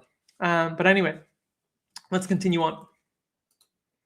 Had to have been the text Joseph Smith claimed to translate, and therefore we have the text he translated. But we have 3 reasons to believe that this is not a good assumption. First, in Egyptian papyri, the text correlates to the picture next to it only about 50% of the time. Even modern textbooks don't always manage to place figures next to the text they reference. All right, Dr. Falk, is that accurate? Not really. Okay. I didn't think it was. That just sounded a little fishy there to me. Yeah. You're going to find that text and icon do correlate. Okay. And this is just, I mean, you might not have difficulty finding the correlation sometimes. That's perfectly reasonable to say. But to say, yeah, that's a good point. Minute Movie Review. This is something that was taught. And yeah, basically, as you said, they want to try and gaslight you into believing like it never happened, okay? Which is really sad. They can't at least acknowledge and accept what their own leaders taught, okay? Like, we can have a more honest discussion if you can at least be upfront and say, yeah, fair enough, they did teach that, as opposed to trying to justify and come up with a reason or excuse as to, they never taught this, okay? Let's find a cover-up mechanic that we can use to try and gloss over the fact that this is a doctrine that was there, and it was there consistently, historically speaking, within the church. But sadly, when you have to be that dishonest with your own sources and your own data, which, by the way, that's what they have to do, even when defending, for example, the book of Abraham, instead of acknowledging the consistent data that we have today presently, in terms of, the book of Abraham, being an inauthentic, fraudulent text, they just can't come to terms with it. They don't want to come to terms with it, right? Even though that's the consistent view within scholarship. At least acknowledge it, at least accept, and I say the same when it comes to Muslims as well. I make the same argument. I tell them, like, at the end of the day, right, it would be easier to have a discussion with you guys if you were at least able to accept the fact that you believe the Quran purely because of what the Quran says and not because of any historical evidence-based reasoning that we have, okay? Because if you apply an evidence-based approach to the Quran in a similar fashion to the Book of Mormon, Book of Abraham, all these fraudulent texts, immediately becomes clear that they're fraudulent, okay? Like the Quran's claims about Jesus not being crucified on a historical basis. The Quran claiming that the Pharaoh at the time of Moses drowned, not being historical. And then other stuff like a Samaritan being present at the time of Moses, again, not being historical. A number of stuff like that, but they don't want to accept that. They don't want to at least be more honest and say, look, we believe it purely on a faith-based kind of understanding, which is fine. If that's your approach, that's fine. But at least you're then recognizing there's an issue there, because you're actually, in fact, telling us that you're not willing to test anything, and you're just going to be blind to every counter piece of data that presents itself, no matter how strong or how evidence that data is. But that's what they do. Say that it only correlates about 50% of the time. No, no, it doesn't work that way. Yeah, that seemed it. I would like to see the guy's source on this, Ward Radio's source. I'm not sure about that. Second, Abraham. And that's another thing. There's a lot of claims in this made and no sources. Like, we're going to get to a quote later he uses. We're going to go look at that quote, and I think it's taken out of context. Yeah, but, I noticed that it's deficient of sources, especially at points where, he's trying to. Yeah, that's the thing I don't like either. That's the thing I don't like. They're lying. They have to lie their way to protect the text, okay, to protect their position, and it's very frustrating to have a discussion with people like that. Muslims do exactly the same thing, and they're quite similar. Islam and Mormonism are very identical with each other, in terms of the mindset, in terms of the narrative, the narrative behind how their prophet became a prophet and all this kind of stuff. Right, very similar. There's much overlap between the two. And like, as you rightfully pointed out, they're lying, okay? That they know better, but they're going to continue to try and present you as misrepresenting their position, even though you're basing your position off what their sources say. And they'll come up with every reason possible to sit there and say, well, it's not in standard works. Well, whether it's in standard works or not, your leader consistently taught that. That's like, this is the reality of it. And it's even, as you pointed out, Minute Movie Review, which is a great point, this was taught in temples. Okay, so whether it was in standard works or not, if it's being taught within the temple itself, okay, and this is the tuition that Mormons themselves are receiving from this so-called individual that they believe is an apostle, that means it's authoritative, whether you want to recognize that or not. Okay, but sitting there and lying about it is extremely frustrating.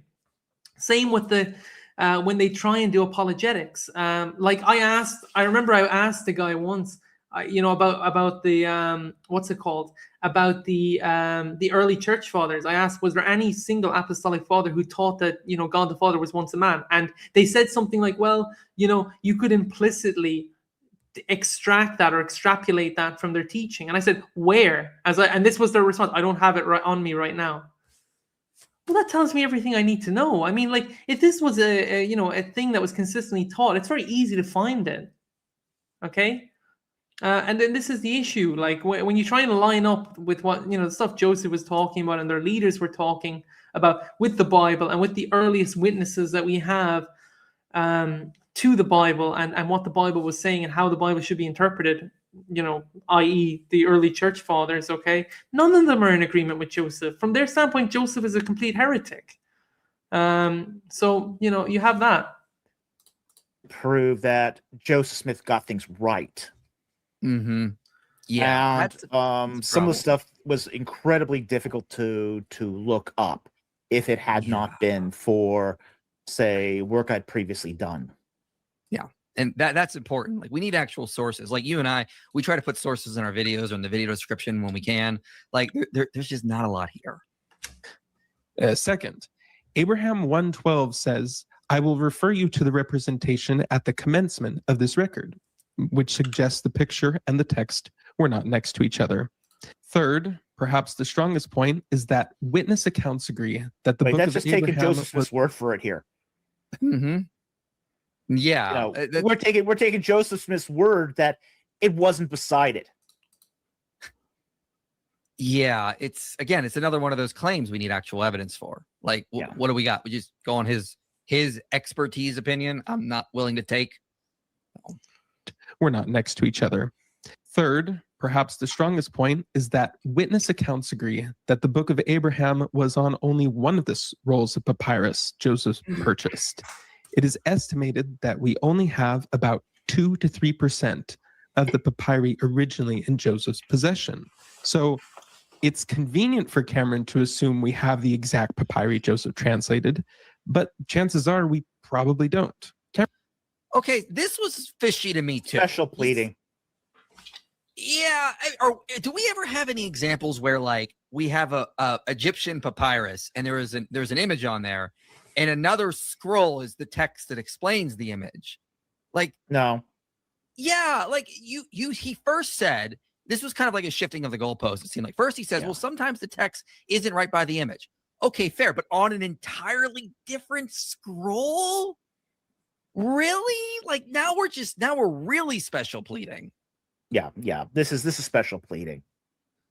Yeah. But besides that, okay, if we have 2 to 3% of the text, let's translate those. Yeah. If these are all, from the Book of Abraham, then surely some of it must match, right? Right. Some of it should. Some. Right. 2 to 3% should. Some. I mean, the Book of Abraham's not that big of a book.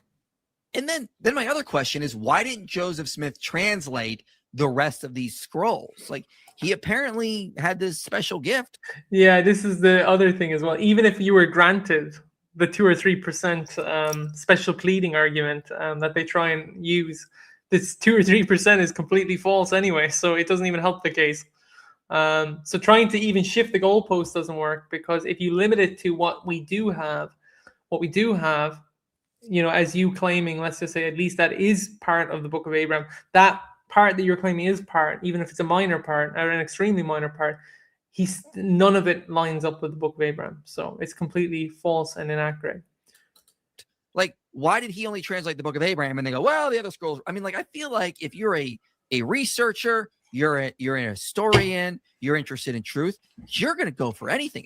If I had found I can answer that. I mean, I heard Bruce Porter explain this one. Well, he was about to start the Book of Joseph. Now, if you haven't heard of the Book of Joseph, that's just a copy of the Book of the Dead.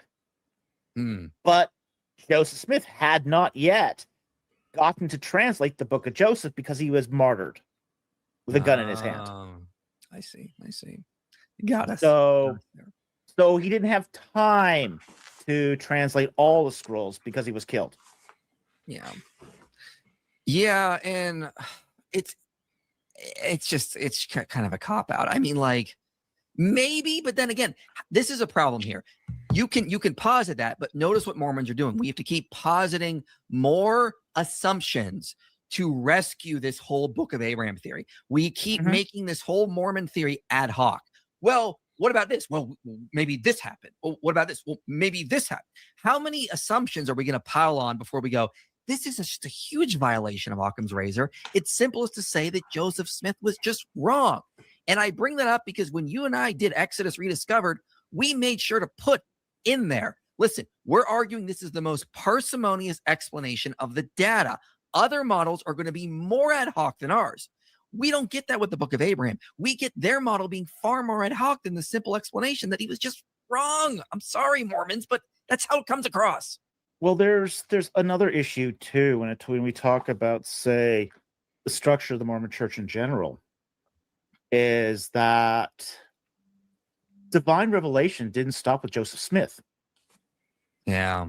It continued on with Brigham Young, and then every succeeding president. Because remember, the title of the president of the Mormon Church is president and first prophet. Every president of the Mormon Church has been supposedly endowed with the same infallible gift of prophecy that Joseph Smith was. And then I guess we got to come up with explanations to rescue that objection you brought up. Like, again, how much more ad hoc are we going to make this? I don't know. It does get very ad hoc. Yeah. And we do get into the territory of special pleading. Yeah.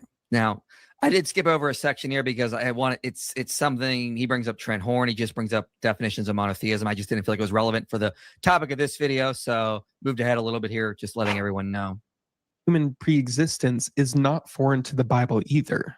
In Romans, Paul writes, "Those of us whom God took knowledge from eternity, he also foreordained." The renowned Jesuit priest and professor of biblical studies at the Catholic University of America, Joseph A. Fitzmyer, points out that the original Greek of this verse implies that God had a more than speculative knowledge of man, but rather that he knew us with affection or predilection. Christian biblical scholar Robert G. Hamerton Kelly wrote, "The idea of pre-existence is deeply embedded in the biblical traditions." So I tracked that quote down because I was like, I don't know what's going on here, but that doesn't sound right. That first of all, the Romans verse he's talking about, he doesn't actually say the verse. Romans 8:29, I think, is what he's getting at. Yeah, he really butchered that. That's not pre-existence in the sense that we were like these spirit babies or souls living before we were born. It says for those moved ahead a little bit here, just letting everyone know. Human I wanna hear that point pre-existence is not foreign to the Bible either. In Romans, Paul writes, "Those of us whom God took knowledge from eternity, he also foreordained." The renowned Jesuit priest and professor of biblical studies at the Catholic University of America, Joseph A. Fitzmyer, points out that the original Greek of this verse implies that God had a more than speculative knowledge of man, but rather that he knew us with affection or predilection. Christian biblical scholar Robert G. Hamerton Kelly wrote, "The idea of pre-existence is deeply embedded in the biblical traditions." So I tracked that quote down because I was like, I don't know what's going on here, but that doesn't sound right. That first of all, the Romans verse he's talking about, he doesn't, for those, it's in his conclusion of this book here. The idea of pre-existence, let me see if I can get that a little bit bigger here. Where did I go there? Yeah, I can zoom in a little bit here just for the idea of pre-existence in both its forms is deeply embedded in the biblical tradition. As proto-logical pre-existence, it describes the nature of entities such as wisdom, Torah, and Christ, and as especially akin to God. In its eschatological form, it is part of the basic pattern of eschatological thought, and once again describes the nature of entities like the Son of Man, Christ, and the Church as especially related to the nature of God. We shall not here recapitulate the history of preexistence in the biblical traditions. That has already been presented in the conclusion of each chapter. Rather, assuming that history, we shall raise certain questions which seem to follow from the discussion and to be some sort of interest to the present-day theological endeavor. So, I mean, he goes on, but this is not talking about pre-existent spirit children like us. He doesn't say people like you and I pre-existed. He's talking about Christ, the church, but like not the people itself in the church. I'm talking about the Son of Man, wisdom, Torah.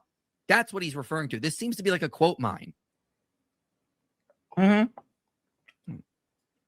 Disappointing. And you know what that means?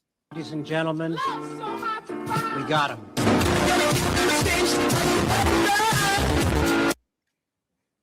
Sorry, I couldn't resist. You didn't try very hard. No, I didn't. I admit I was not trying hard at all. So that the idea that was not developed out of thin air. Like the idea was based on what they were reading in the scriptures. Mm-hmm. I mean, I feel like that's just not. Yeah, this idea of a pre-existent, that we were pre-existent, okay?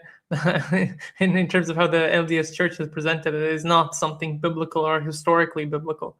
It's just an invention of their church, essentially, which is sad, but it is what it is. Again, this is why I keep telling LDS folk, you need to test things, you know? Don't just sit there and accept it because Joseph said so or your church leader said so, okay? You should apply an actual form of rigorous testing to it. The analogy that I like to give, okay? Think of it this way, okay? If you were there at the time of Joseph, okay? What is it that you would have? Okay? Like Joseph comes along, okay? Claims to be a prophet, okay? Claims to have prophecy, all this kind of stuff, okay? But at the time of Joseph, if you were a believer in a Bible-believing church at that time, the only metrics you'd have to test things would be the Bible itself. And the reality of it is that when you test what's there in the biblical data with, you know, the earliest traditions that we're aware of based on the earliest church writings that we have from the Apostolic Fathers, from the Ante-Nicene Fathers to the Post-Nicene Fathers, so on and so forth. The reality of it is that none of them are in agreement with anything that Joseph taught, okay? You know, at the end of the day, they're in complete, contradiction to one another. They're completely contradictory to one another, and that's an issue. Like I don't understand why Mormons just want to gloss over the fact that their traditions, their beliefs, and their doctrines, as invented by Joseph and as invented by other what would you call it? Like other leaders within their church that have, succeeded Joseph across the decades. I just can't fathom for the life of me why they don't test those things against the data that we have, okay? And just sit there and say, well, we believe they're a prophet. Who said they're a prophet? Okay, who said the Book of Mormon is from God? Who said Doctrine and Covenants is from God? Okay, who said the Pearl of Great Price is from God? You're believing that, but on what basis are you believing it? Okay, and that's the core, that's the heart of the matter that they're refusing to just really meet head on.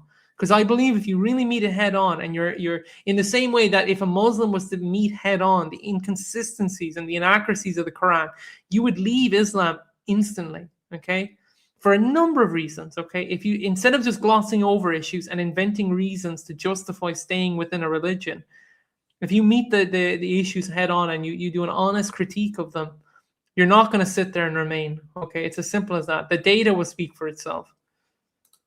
That's not the same thing. We don't see ideas like Romans 8:28 that we could support, like pre-existence of spirit babies or something like that, whatever they want to call it. But that's not a good comparison. That's a false No, it analogy, isn't. I'd say. No. These are not made up doctrines unknown to canonical Jews and Christians. However, he's not wrong when he points out that Joseph Smith likely didn't get these ideas from Christians of his day. But this is a point in favor of Joseph Smith. How exactly did he produce scripture that aligned with biblical traditions unknown to him if he was simply a fraudster?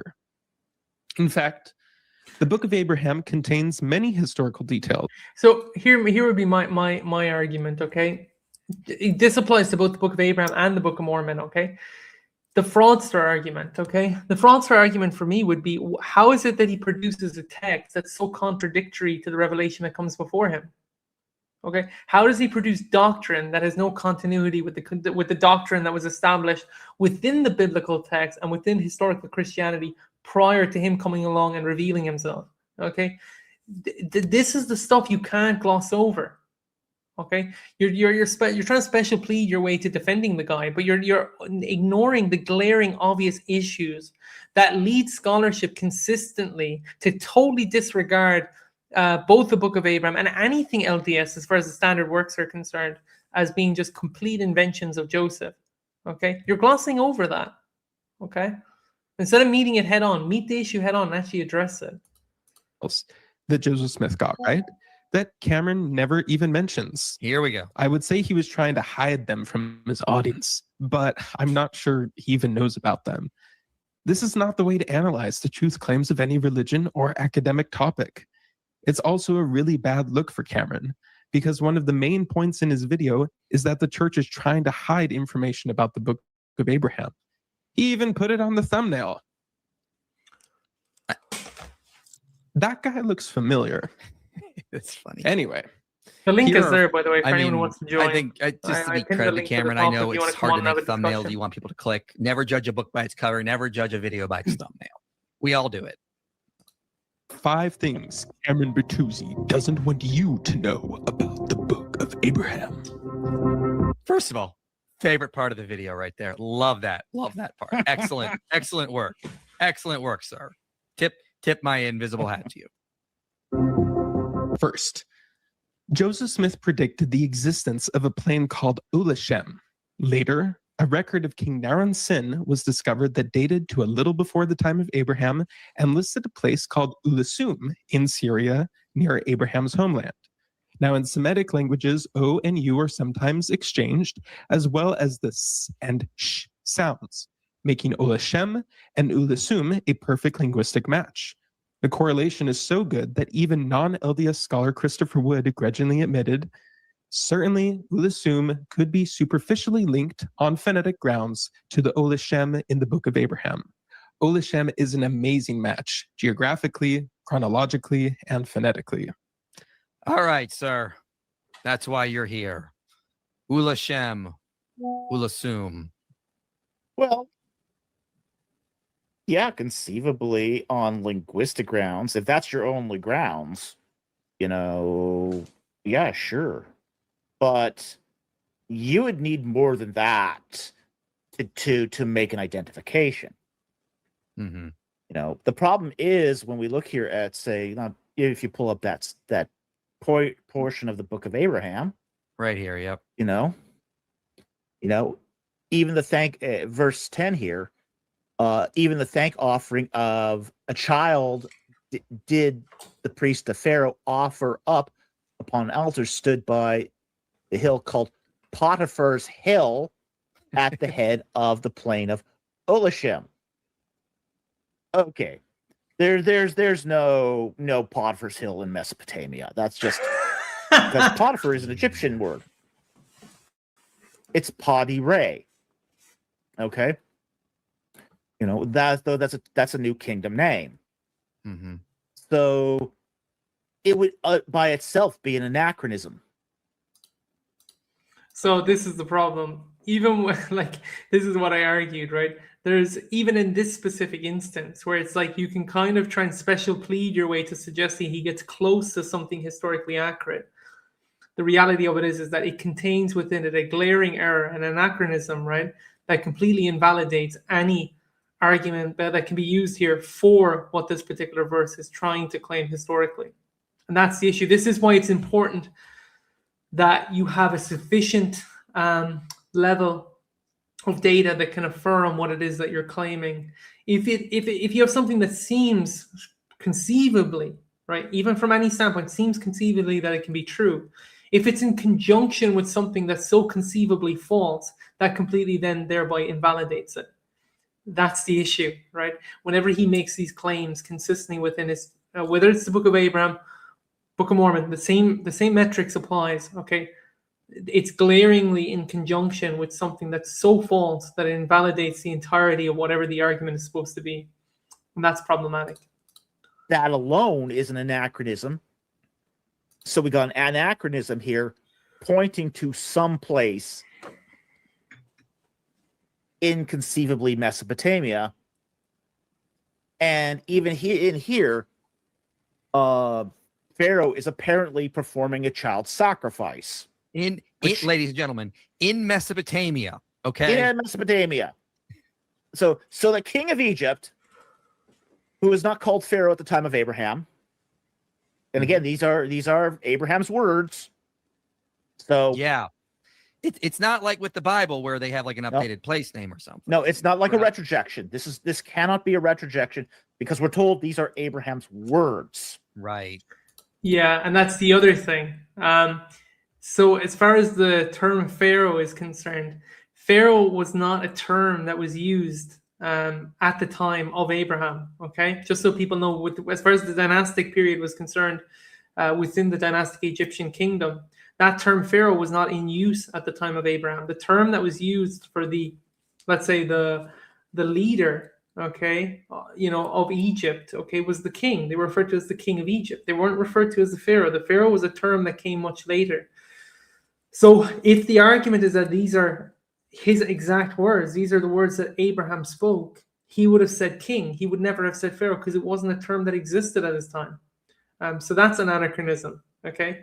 An anachronism, right? So again, this is part of the issue, okay? And it's stuff that you can't ignore if you're going to be honest with what the data says. Okay, so you've got anachronism 1, that Pharaoh. Right beside a second anachronism, which is child sacrifice. The Egyptians did not do child sacrifices. Yeah. Then you got a place within a supposedly Egyptian name in Mesopotamia that has a new kingdom name. That's also an anachronism. It's also a geographical anachronism. And we're supposed to then say that Olishem is a perfect match with Eulishem. That's sort of like a broken clock telling time twice a day. That's an analogy I was going to use, and also, I mean, like I did a stream with Stephen Boyce back in January where we tried to argue, we were doing a parody. We were arguing the Civil War imitates Homer. We found tons of matches between Homer and the Civil War. just by looking. Again, as you said, you can when you have so many toponyms in the ancient world, you're gonna have something that's gonna match. Eventually, yeah. Just statistical probability will get you that. And I looked up this quote that he gave. Even that next verse there in 11. Now the priest had offered up upon this altar 3 virgins at one time. That's something. Egyptians never did this. Yeah. What about these gods over here in verse 17? Anything there? Like anything? What is this god of? Yeah, it's a weird.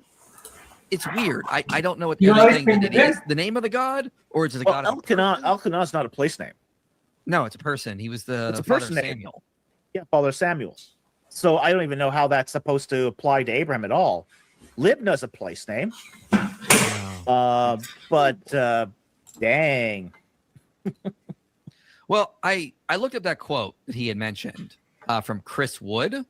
Yeah. I was trying to track that down. Here's it more in context. So certainly Ulashim could be superficially linked on phonetic grounds to Olashem mentioned in the Book of Abraham. However, he goes on to say, but a convincing identification would have to be based on much more substantial evidence. And that's the practice of Egyptian religion at Ur of the Chaldeans in Joseph Smith Egyptian Papyri, complete edition from 2012, second edition, 2013. It's kind of the same as, say, genealogy. And when you do a personal genealogy, it's not enough to just be able to connect names. You have to connect names to places. Because people have the same names. So, and the same works with topography, toponymy, where it's just not enough to have a place name because people do reuse place names. You have to be able to connect it to a certain time, people, cultural context, and all that. And the Book of Abraham, you just can't do that. Yeah. Because it's gone into crazy town. It's not like when we look at Exodus and their toponyms. They get Ramesses, Sukkoth, Baal-Zephon, Pithom. I mean, it's just like they're getting them all right every single time. And this is just not what we get with the Book of Abraham. It's just like we got one. Guys, we got one. It's okay. It's like look at the surrounding context. You guys are getting a lot of misses too. I mean, it's like, this is a good kind of argument. It's like, even if it does get one right, it's surrounded by about 15 that are wrong. So you're almost like ultra focusing on this one small thing that might be right, that you can't even affirm if it's fully correct, while ignoring the 15 that surround it that are totally inaccurate and totally anachronistic. It's like, really. And that's your argument for a good argument for the text. Like, that's really bizarre. It's very disingenuous as well, but anyway. You hit the dart once, but look at all the times you missed. I mean, a broken clock is right twice a day, so come on. Yeah, so you just brought up Exodus. Okay, you get the itinerary of the Exodus. Okay, you go from Ramses to Sukkot. Okay, that checks out. That's Cheku. To Pithom, Paratum, that checks out. To Baal-Zephon and Pi-Hahirot, that also checks out in the Egyptian texts, and Migdol and the Yam Suf, all of that checks out geographically according to extra biblical sources, and it's all related in time and space. It's all 19th dynasty. So we got people, places, names, contexts, relative geography. It all checks out in Exodus. Excellent. That's an excellent point that David Falk just mentioned there. This is the point I wish Mormons would get. I really wish, guys, those LDS folk would understand this, okay? The reality of it is that when the biblical data is analyzed, okay, and internally critiqued, okay, it lines up with the extra biblical data. Okay, and this is why we can authenticate it as an authentic ancient record.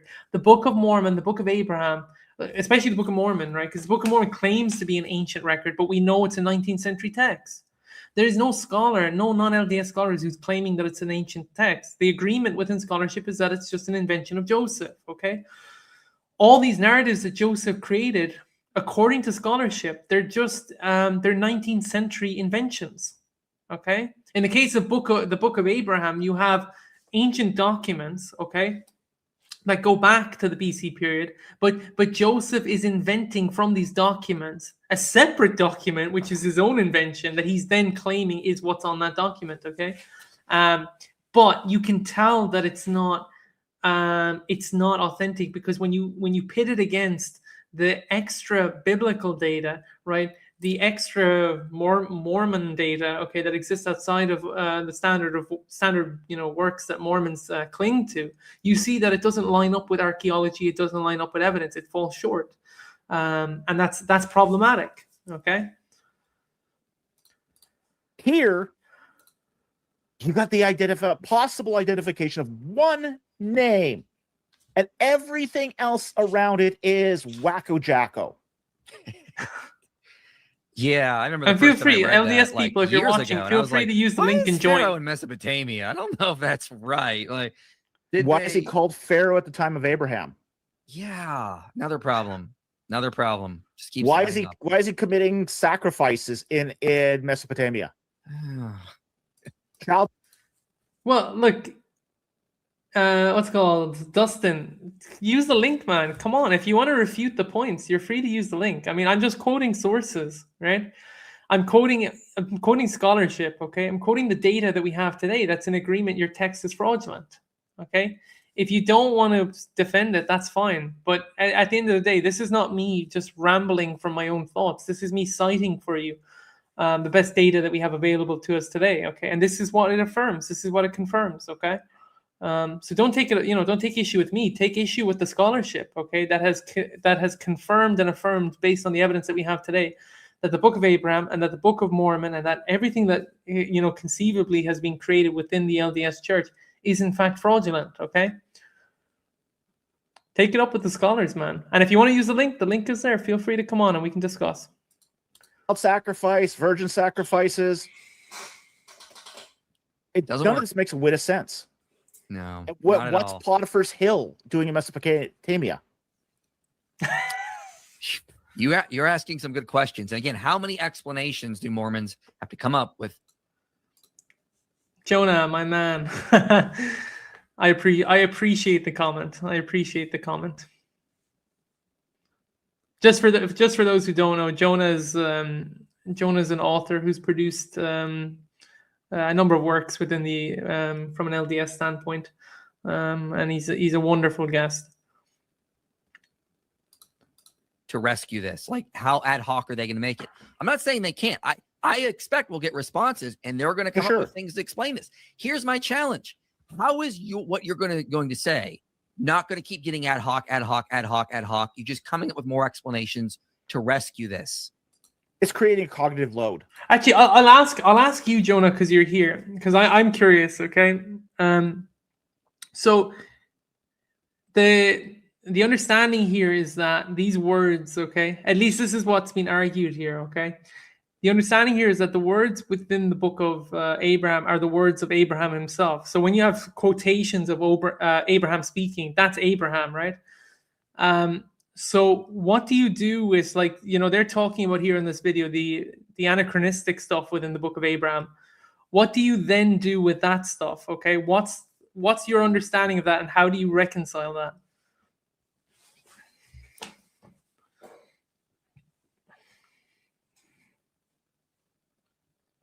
Oh, I'll give you a chance. You can come on as well, Jonah. You're free to come on, obviously.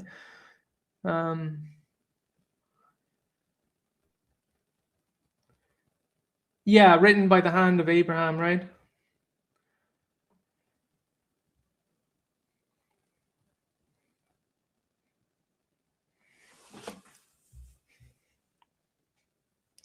I'll try and pull the clip back to because they cite the specific verse. Since coming out in the 1830s, not just his words. So what do you do with this would be my bit of contention here, okay? So this specific section here, okay? So if the words themselves are the words of Abraham, okay? And then you have, for example, like you have Abraham referring to the king of Egypt as Pharaoh, even though Pharaoh was a term that didn't exist at the time of Abraham. Oh, Jonah's here.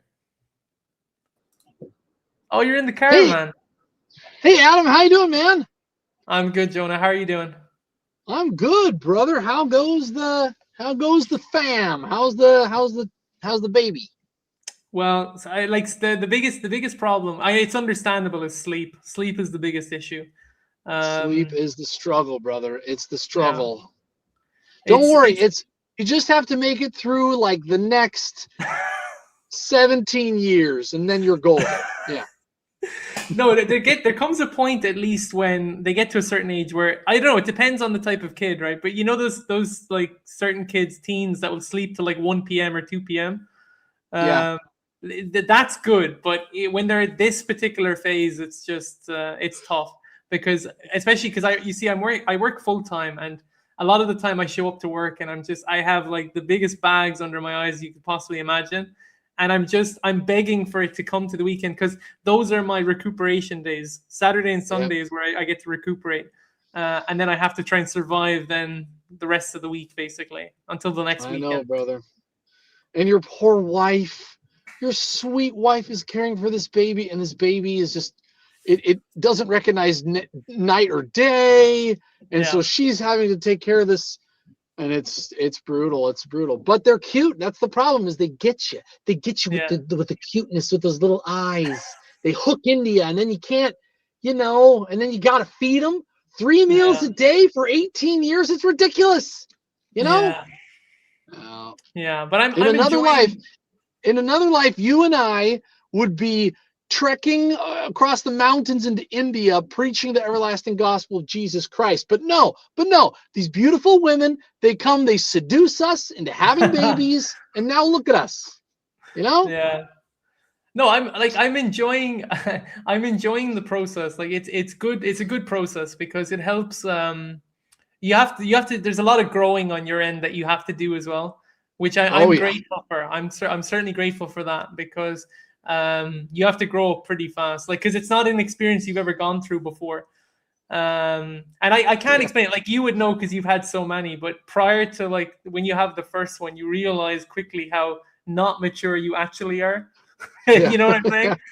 I know, dude. I know. It's totally true.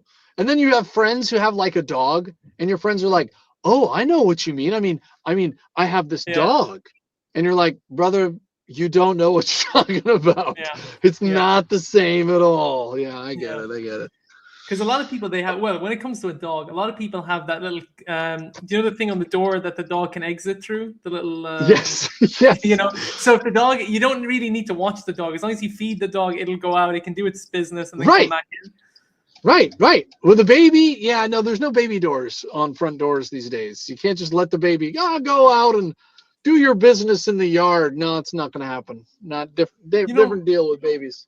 One of the biggest things that surprised me, and I don't think you understand the totality of this until you actually have a kid, is how helpless they are in the sense of I don't know if I mentioned this to you last time. I even wonder how we survived as a species when I look at a child, because every other species when they're born, at least on some level, they're ready to go in some sense. They can kind of get by even in that kind of infantile phase. But we're completely helpless, like completely helpless. And I'm just thinking, if you go back to like the ancient BC period, and I'm like, especially when they didn't have the same level of healthcare that we have today, and what they had to deal with, I'm like, how did they even survive? Yeah, it's crazy. When I do my family history, because members of the church are big into like family history, and I look at my ancestry, people lost children all the time.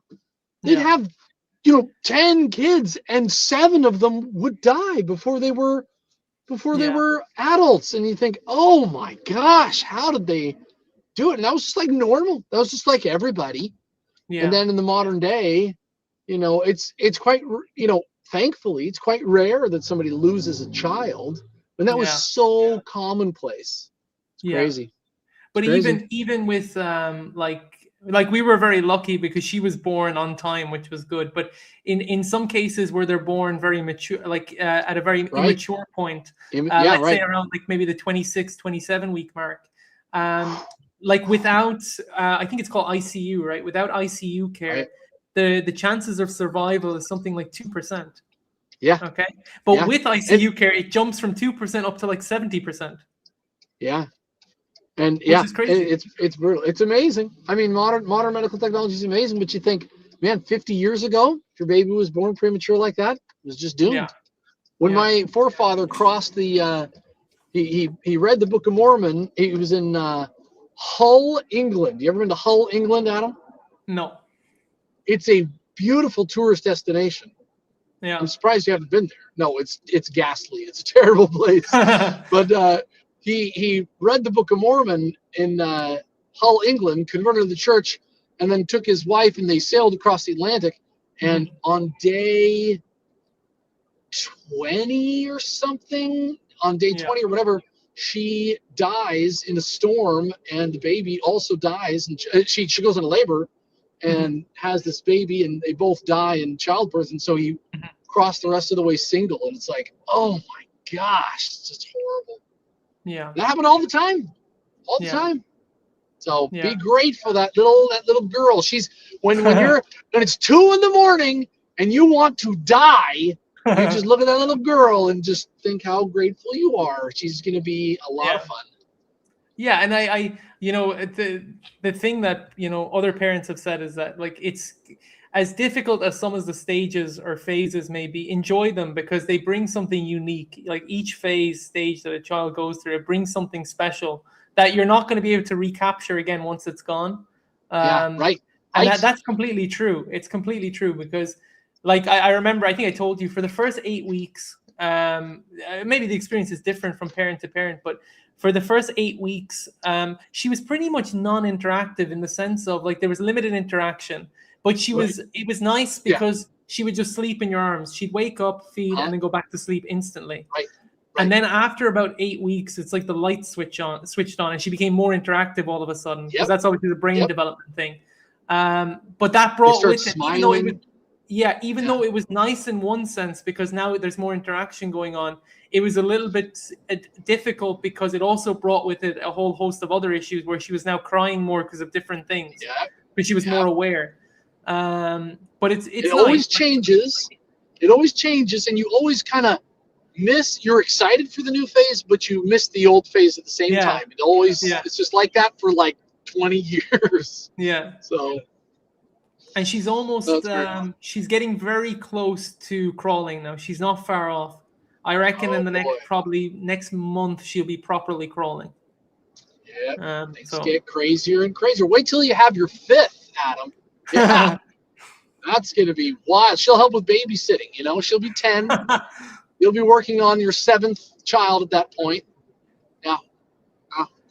I'm hoping it's 2. I really just want, but I think I told you this last time. It's like you go for the 2nd and it ends up being 3 and then you're like, well, that's not what I wanted, but I suppose I have to go with that. Or would you do say, okay, it has to be a boy. Let's try for a boy because we have to have one of each sex. And then you have a girl and you go, oh, okay, the next one's going to be a boy. No, really, the next one. And then it's another girl. And you end up having 6 girls and 7. Finally, the 7th is boy. Yeah. I know, brother, I know. All right, so you love the Book of Abraham. That's what I'm hearing. What I'm hearing is you love it. Jonah, hold on. I saw recently, I saw you went on, I don't know who it was. It was maybe a week ago or a couple of days ago. You went on one of the other Christian apologist channels. On day 3. Was that them? Yes. Yeah. I learned how to do that from you, Adam. You're the first little link I've ever clicked and it worked. And so I saw them pop up. I think YouTube saw me do it with you and they were like, oh, maybe these guys. I clicked on the link and it did not work as well as yours. Just saying, not nearly as well, but it was hilarious. Those guys were not happy. They were not like you. You at least focus on one thing. This is what I was going to say. They did not. Jonah, this is what I was going to say. I was even a little bit disappointed in their approach. What I'm saying is, I'm not saying the arguments were bad. Like look, their arguments. I didn't watch in and out the arguments that were presented from either side, but I did see that the demeanor from their side could have been a little better. Because at the end of the day, like, here's the thing, right? They can disagree with you, okay? That's fine. If they disagree with you, that's okay. They can have a view that's contrary to yours, okay? But I just, the way it was presented was kind of like, it was more antagonistic. No, that's where you're wrong, Adam. They cannot have a view contrary to mine. Everyone must agree with me. yeah. No, like, look, at the end of the day, but I even argue this with other apologists, okay? The reality of it is that depending on the way that you are, okay? If you come at someone antagonistically, which you don't, by the way, I mean, this is something they should have picked up on, okay? We can disagree, but we can still have a respectful discussion, if that makes sense. Yeah, sure. If someone comes at you and they're completely antagonistic, right, then it's different. That's going to change the tone of the conversation, okay? And I think in those discussions, it tends to get a little bit on the more heated side, and things are said that probably shouldn't be said, okay? That tends to happen. But at the end of the day, it's not like you went into that discussion antagonistically. You didn't. I've talked with you before, and I know that that's not your approach. So even I was a bit disappointed that they didn't, like, they could sit there and say respectfully, look, Jonah, we appreciate, that you're coming from this standpoint, but we don't agree with you for these reasons, and just leave it at that. Okay? Yeah. Like, it's all right. That's all the discussion needs to be. It doesn't need to go into antagonistic mode. We're going to, attack Jonah and come at him from this, this particular standpoint. I just, that point was a little bit disappointing for me. Well, they weren't nearly as nice as you are. They weren't as congenial as you are. But you notice you focus.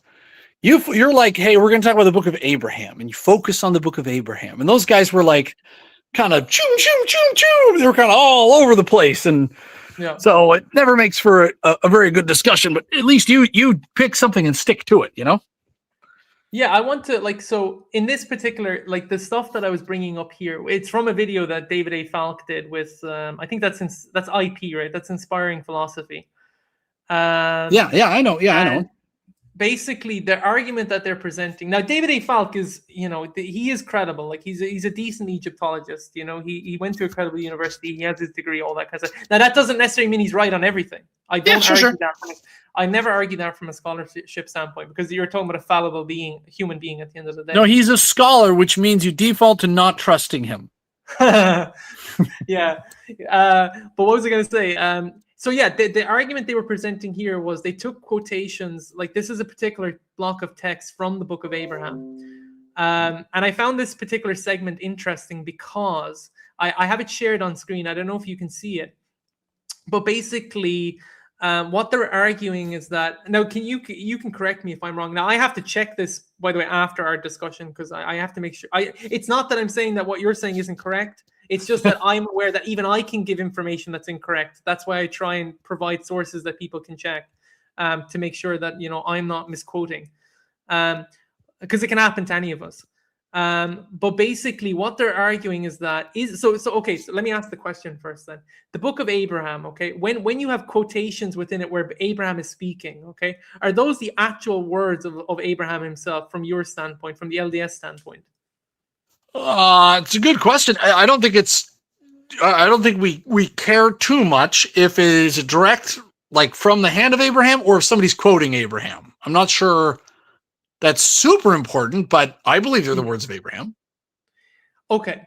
So this is kind of their argument, okay? Because Abraham, from my understanding within scholarship, okay, he obviously, and even within the biblical data, you and I both know he predates, obviously, Moses, okay? He comes before Moses, okay? Right.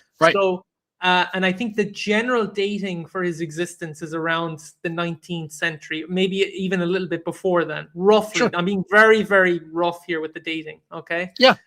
Because even within scholarship, there's kind of a range that's given for when this person may and may not have existed. But the argument that they're presenting here, as far as like verse 10 is concerned of this specific chapter that they're presenting, is that, and this is consistent within the book of Abraham, is that Abraham uses the term, when speaking of Pharaoh, he uses the term Pharaoh, which at his time was a term that didn't exist according to Egyptology. That's a term that comes later as far as the dynastic period is concerned within Egyptian history. So the term that he should have used, if this was accurate, would have been king. It would have been the king of Egypt. Pharaoh was a term that wasn't used until after his time. This is the argument they're presenting now. I'm not saying it's correct. I'm just saying this is the Egyptology argument here from an anachronistic standpoint. So what I'm saying then is, what do you do then with something like that? So that's a great question, right? So there's actually lots of this stuff in the Book of Mormon, and even in the Bible, where it'll use a word that didn't quite exist back then and bring it into modern parlance. So the Bible famously talks about candlesticks and candelabras. Well, there wasn't a word for that in ancient Hebrew. So they just kind of bring it into whatever we'll understand. The Book of Mormon does this too, where there's a word that's, that Joseph is rendering a functional translation. He's not rendering a word for word translation. Like you and I, when we think of the word translation, we think of like using a dictionary and going, okay, what's the Egyptian word for Pharaoh or for, whatever, and then pulling it into English. And he wasn't doing that. He didn't have a lexicon that he was translating from. And so the word that people would recognize in his day was a pharaoh. Yeah. And so that could have been it. It could be that they did have pharaohs back then, and we just haven't figured that out yet. Mm-hmm. But yeah. So that's how we would handle that. It's a functional. Does that make sense? A functional translation? No, I understand, because you have within translations, so you have functional translations and you have dynamic translations.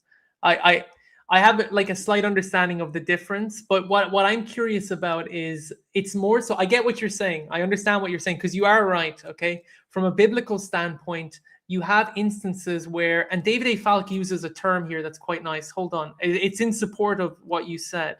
Let me just quickly get it here. 1 second now. Let me just see. And I looked up this quote that he gave. Hold on now. Okay. That's a new kingdom name. Mm-hmm. So my just so you know, John, this only goes on for about 1 minute to 2 minutes. So you're fine. I hope you're it's fine. okay. You're fine. I play this for like 1 minute or two. I just want to try and find that term that he used, which was quite nice. So it would by itself be an anachronism.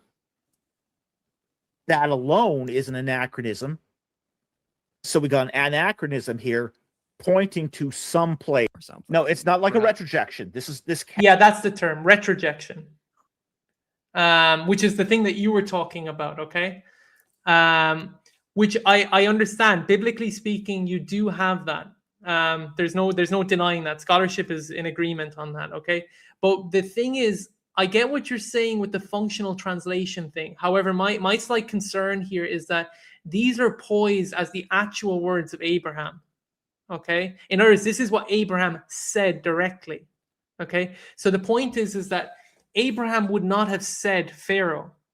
Like, this is kind of the point that Egyptology is making here. He wouldn't have used that term, okay? So if the claim here is that these are his actual words, then that would be anachronistic, because he wouldn't have used the term Pharaoh, because it wasn't in circulation at his time. Now, you could be correct, right? I just want to preface this as well.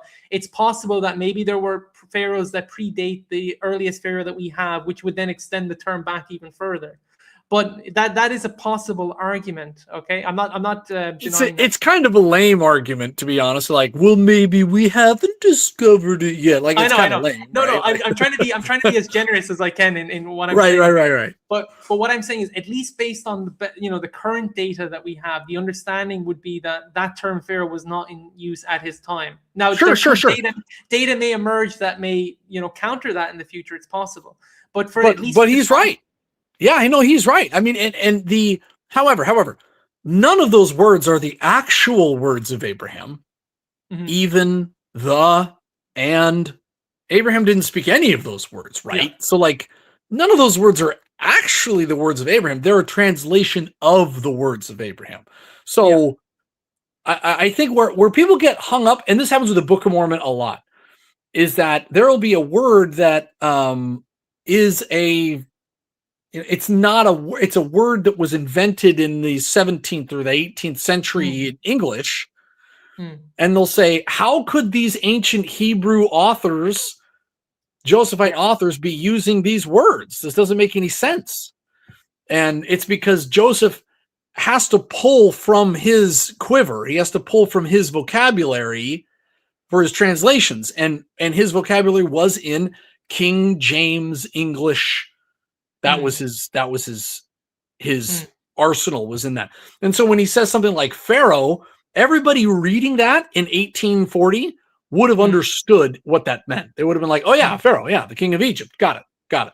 Yeah. Even if that wasn't something that, so if Abraham said some word for king, Zedek or whatever, if he said the Zedek of Egypt or whatever, Joseph could have chosen king, but maybe he chose Pharaoh. And that's probably how we would handle that. I don't know if that is a great answer or not, but that's probably the LDS apologetic that would accompany that. Yeah, I would, from my own standpoint, I'd have to check and see how is his I know what you said, like your understanding is that it's a functional translation, but I would need to check from LDS sources specifically to see if that's how he framed it when he translated it, and if that's the consistent, let's say, testimony within the church as to how the translation is framed. Because if it is framed in that way, then I understand where you're coming from. But I would need to myself check that. But even if like you grant, let's say that, what do you then do with the Potiphar Hill thing? Because according to David A. Falk, there was no because Potiphar, like, that's an Egyptian term, right? And this idea of Potiphar's Hill being within the region of Mesopotamia, David A. Falk's argument is that you wouldn't have had that; it wouldn't have existed. It's geographically something which is impossible, but yet it appears here, as at least from his standpoint, as anachronistically. Yeah. So when Joseph renders this. When Joseph spits out this book, so let's do a thought experiment. If you're trying to fake this book, right? If you're trying to fake this book, you're not going to put Abraham in Chaldea, right? You're not going to put Egyptian priests in Chaldea. That would be really dumb, because anybody in 1840 reading the Bible would be like, those are not the same place. Why would you do that? Like, why wouldn't you just put them in Egypt or something? Like, that's ridiculous. So it seemed really silly at the time. In my second book, with Plain and Precious Publishing, The Lost Gems of Genesis, I go over some of the archaeology and the literary support for Joseph's claims. So he says, at the time of Abraham, they were doing human sacrifice. Mm-hmm. Well, there was no evidence that they were doing human sacrifice. And in 1840, nobody would have said, oh yeah, the Chaldeans and the Egyptians were doing human sacrifice. Yeah. Joseph makes this claim. It's a very specific claim. And then you get texts like the Book of the Cave of Treasures or the Book of Jubilees that come out that say, yes, in fact, they were doing human sacrifice. I think what do they call it? A day of blood, or a day that men shed blood in the earth or something, as the Cave of Treasures says that. And it was all surrounding Abraham. And the spirit of Satan got hold of, there's a particular man living not in Egypt, he's in Abraham's neighborhood, who gets the idea that if he sacrifices his child, it will make him rich or something. And this is in the Book of the Cave of Treasures. And I can actually find the exact reference. I have the references here. You said the other one was the Book of Jubilees, right? Which one is it?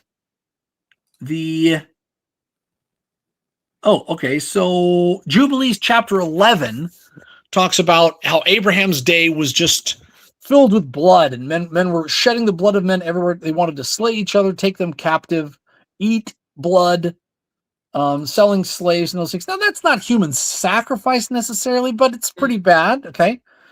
Then you get the Book of Jasher, chapter 71. Okay, interesting. The Book of Jasher, chapter 71, ties idols and human sacrifice to idols to Egypt, saying that it was a practice from Egypt, that Egypt was exporting idol worship and human sacrifice to idols. Then you have sorry, can you spell it? So Book of Jasher, is it? Can you spell that? Yeah, Jasher, Jasher. Okay. Oh, I see it here. Yeah. Chapter 71. Let's see. You also have, I'm sorry if I'm hip shotting this. I wasn't really prepared to this. The Genesis Rabbah says that the most wicked generations were the people of the tower, meaning the Tower of Babel, the Sodomites, and then the Egyptians of Abraham's time. It says the Egyptians of Abraham's time. It doesn't say Egypt. It says the Egyptians, which is interesting. Yeah. But still, Joseph makes the claim that there were priests of Pharaoh in Chaldea doing human sacrifice. That's a very specific claim. That's a very weird. What are they doing in Chaldea? That's still a long way from home.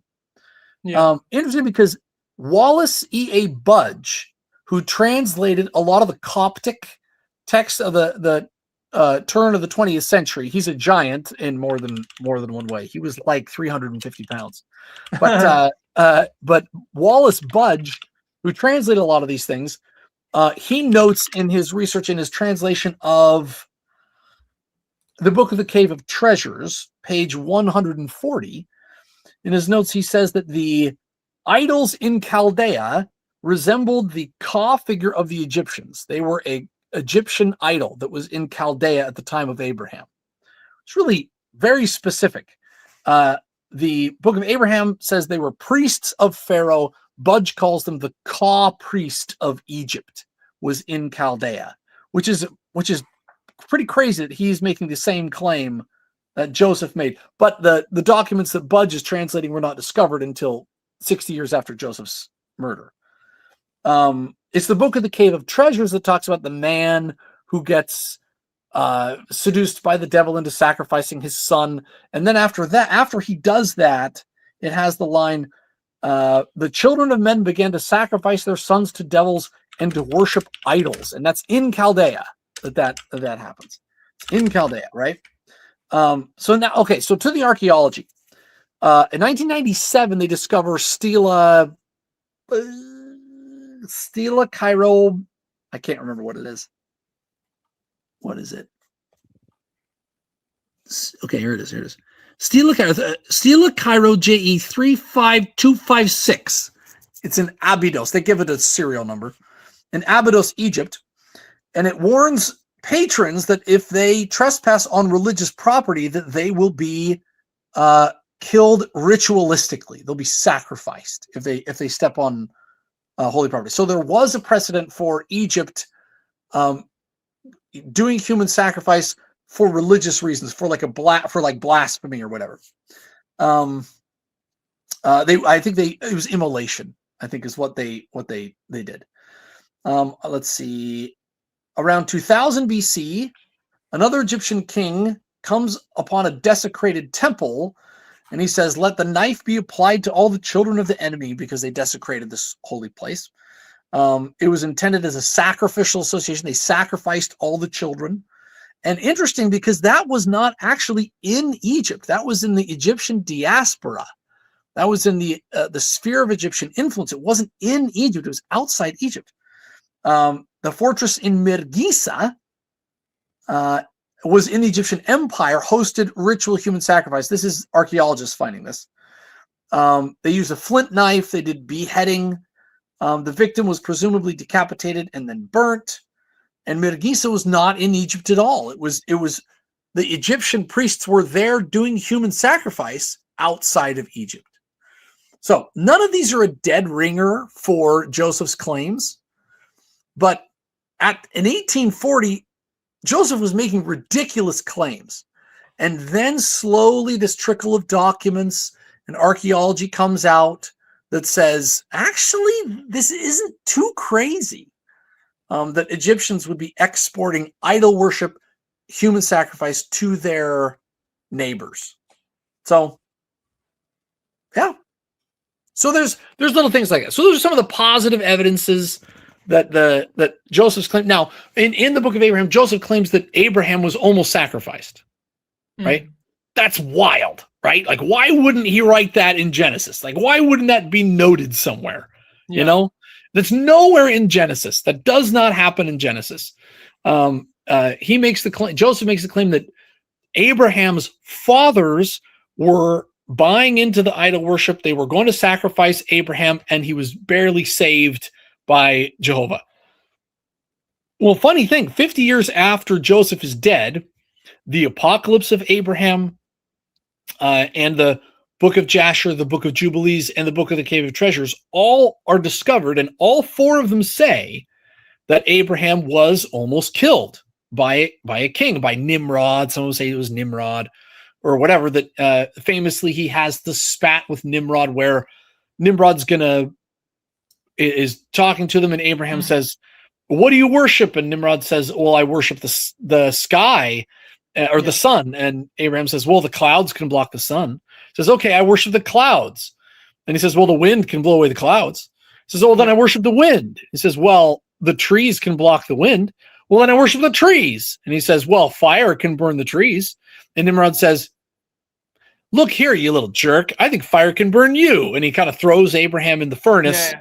And in that rendering, it's a furnace that he tries it. But there's lots of different flavors of, they try to kill Abraham because he blasphemes against, he fights against idol worship. That's a very funny thing. In the Apocalypse of Abraham, specifically, Abraham says, and the Apocalypse of Abraham is published in 1897, right? Interesting, because Abraham describes the idols as dumb.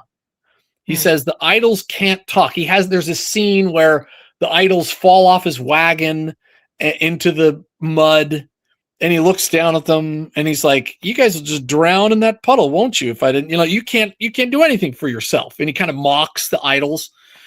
And he says, "They're dumb. They can't speak." And that phrase, dumb idols, is exactly what we find in Joseph's Book of Abraham, that he describes the idols as being dumb. They can't speak. When that's nowhere in Genesis. That doesn't exist anywhere in Genesis. And so there's a couple things that there's lots of that you might say are anachronistic. You could point to and say, "I don't think this fits." But they never bring up, David Falk never brings up, what about this other thing that impossibly fits, that really somehow Joseph guessed right out of all the things he could guess, and he kind of nails it, So there's always reasons to doubt, but there's also reasons to believe. And so any Latter-day Saint who really does their research will find that there's weird things about the Book of Mormon, about the Book of Abraham, about the New Testament that are a reason to doubt. But hopefully they look a little further and they can find that, well, there's reasons to believe too. And so, yeah. So when are you getting baptized, Adam? What I was gonna say was, so I don't know if you know this, but as far as the story of, the one of Abraham and Nimrod and the fire, that's also in the Quran. Oh yes, that's right. Quran's another one. That's right. It's in the Quran. But it's the thing about the Quran is predominantly made up of apocryphal stories from Jewish legends, and Christian apocryphal groups that came, Gnostic groups that came much later. Like a lot of the texts, like the Book of Jubilees is also it's an apocryphal text. At least it's referred to as an apocryphal text. Now, remember, the Book of Jubilees is older than every single New Testament manuscript we have. But it's still apocryphal in nature. Oh, sure. Well, apocryphal is the word that scholars give texts that they don't like. That's my motto. Well, no, I don't think it's that. I think it's more so, I think the scholarship position on it is, it has to do in relation to the origin of the text, okay? So there's a specific way in which these texts came about within Jewish Gnosticism and within Christian Gnosticism. At least the way that they pattern them is that it seems to be this idea of gnosis, right? They believe that if they reflect deeply upon God and they have this profound experience through deep reflection and meditation, gnosis is provided, and then a text kind of flows out from that, okay? And it tends to be these texts in some shape or form. And this is where you get all the Christian apocryphal works like the Apocalypse of Peter, the Gospel of Thomas, the Gospel of Mary, all these different works. Same applies to these Jewish stuff. It's interesting that most of the, as I said, most of the apocryphal stuff is actually in the Quran. It's not the canonical stuff. Anything that's canonical is essentially absent from the Quran, which is really bizarre. But in terms of the scholarship argument more so is in terms of the internal evidence and the external evidence that they have available to them. So David A. Falk does touch on the fact that when it comes to the sacrifice situation, he says, now he doesn't go into much detail on this. He just says that this is a practice that was not practiced at that time by Egyptian pharaohs, okay? That they wouldn't have been going outside of the Egyptian kingdom to Mesopotamia to do this thing that's mentioned in the Book of Abraham. Now he argues that that's the Egyptology position on it, okay? Now I'd have to check that with other Egyptologists to confirm. I don't know if that's that. well. So go check out. Let's see if I can find the paper. Oh shoot! All the references are at the. Oh, I can find it here. If I go back here, I'm trying to look at an electronic copy of my citations. No worries. And it's a mess. You know why it's a mess? Because I do it in the middle of the night when my kids are awake. You see that? Yeah. See how they ruin us, Adam? They ruin us. Did you actually think about the last discussion that we had? I mentioned to you about the Gnostic origin of the Quran. Did you have any more thoughts on that since we last discussed? Did you think about that a little bit? Yeah. So the paper is an Egyptian context for the sacrifice of Abraham, Guy and Muhlstein, from 2011. But yeah, so Gnostic is a very funny term. So Gnostic comes from Paul's letters where he says, though knowledge shall pass away. And early Christians heard that and they said, aha, so there is some knowledge that we need and it has passed away. And they got pretty carried away with this. And some of them said, that knowledge is really all you need. When actually the point of what Paul was saying is that though knowledge pass away, you need to have charity, right? Charity never faileth, right? So it doesn't really matter what gnosis you have if you don't have love and charity and hope and faith and those things. That was kind of the point of what Paul was saying. But some Christians took that to mean, well, wait a minute, there was this gnosis that now is gone. We got to go find it. Yeah. And so there started in some places this movement to find and expose the old gnosis. Now, and they got wacky. Some of their stuff was wacky, and they'd say, there's some of the stuff I can't even mention on stream, but there's some stuff that's even really disgusting. It's weird. They talk about sometimes they would invent new gods and goddesses and the new devil and God is the devil and all kinds of crazy stuff. And then their prayers, if you look at their hymns and their prayers or the scripture, some of it is borderline gibberish. It's like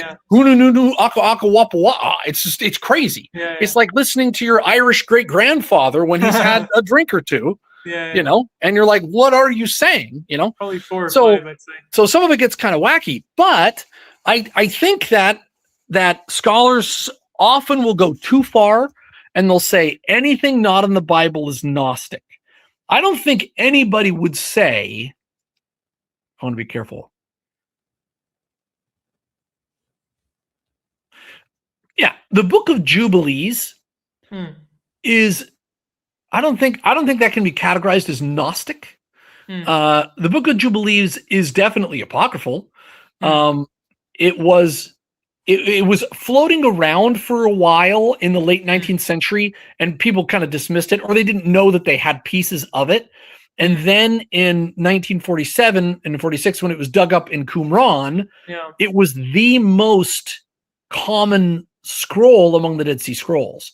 And so they said, oh my gosh, so Apocrypha or Gnostic or whatever we want to call it, let's leave the terms behind and just say that there was a group of Jews in the 2nd or 3rd century BC who believed that Abraham faced human sacrificed because he opposed the dumb idols of the Egyptians.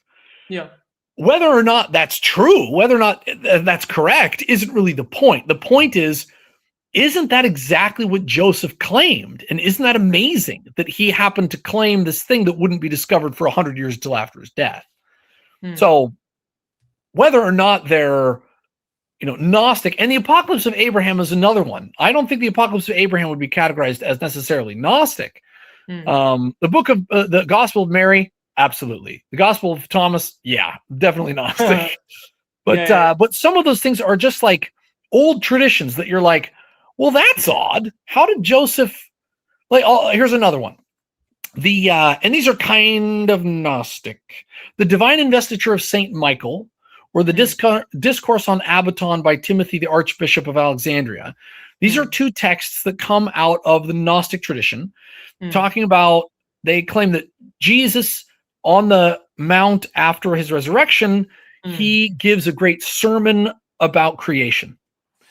And as part of the sermon, he recounts, he says, before creation, my Father wanted to make the earth and mankind.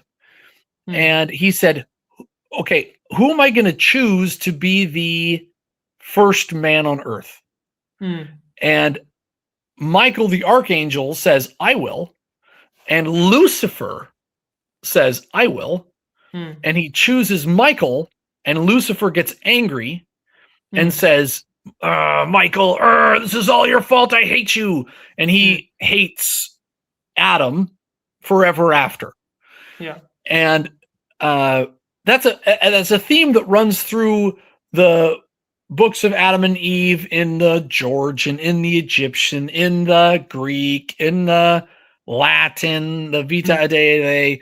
Lots of these kind of apocryphal texts that come out of the Christian era. Some of them are kind of Gnostic-y, but there's a lot of this, like, Lucifer hated Adam. He didn't hate Jesus.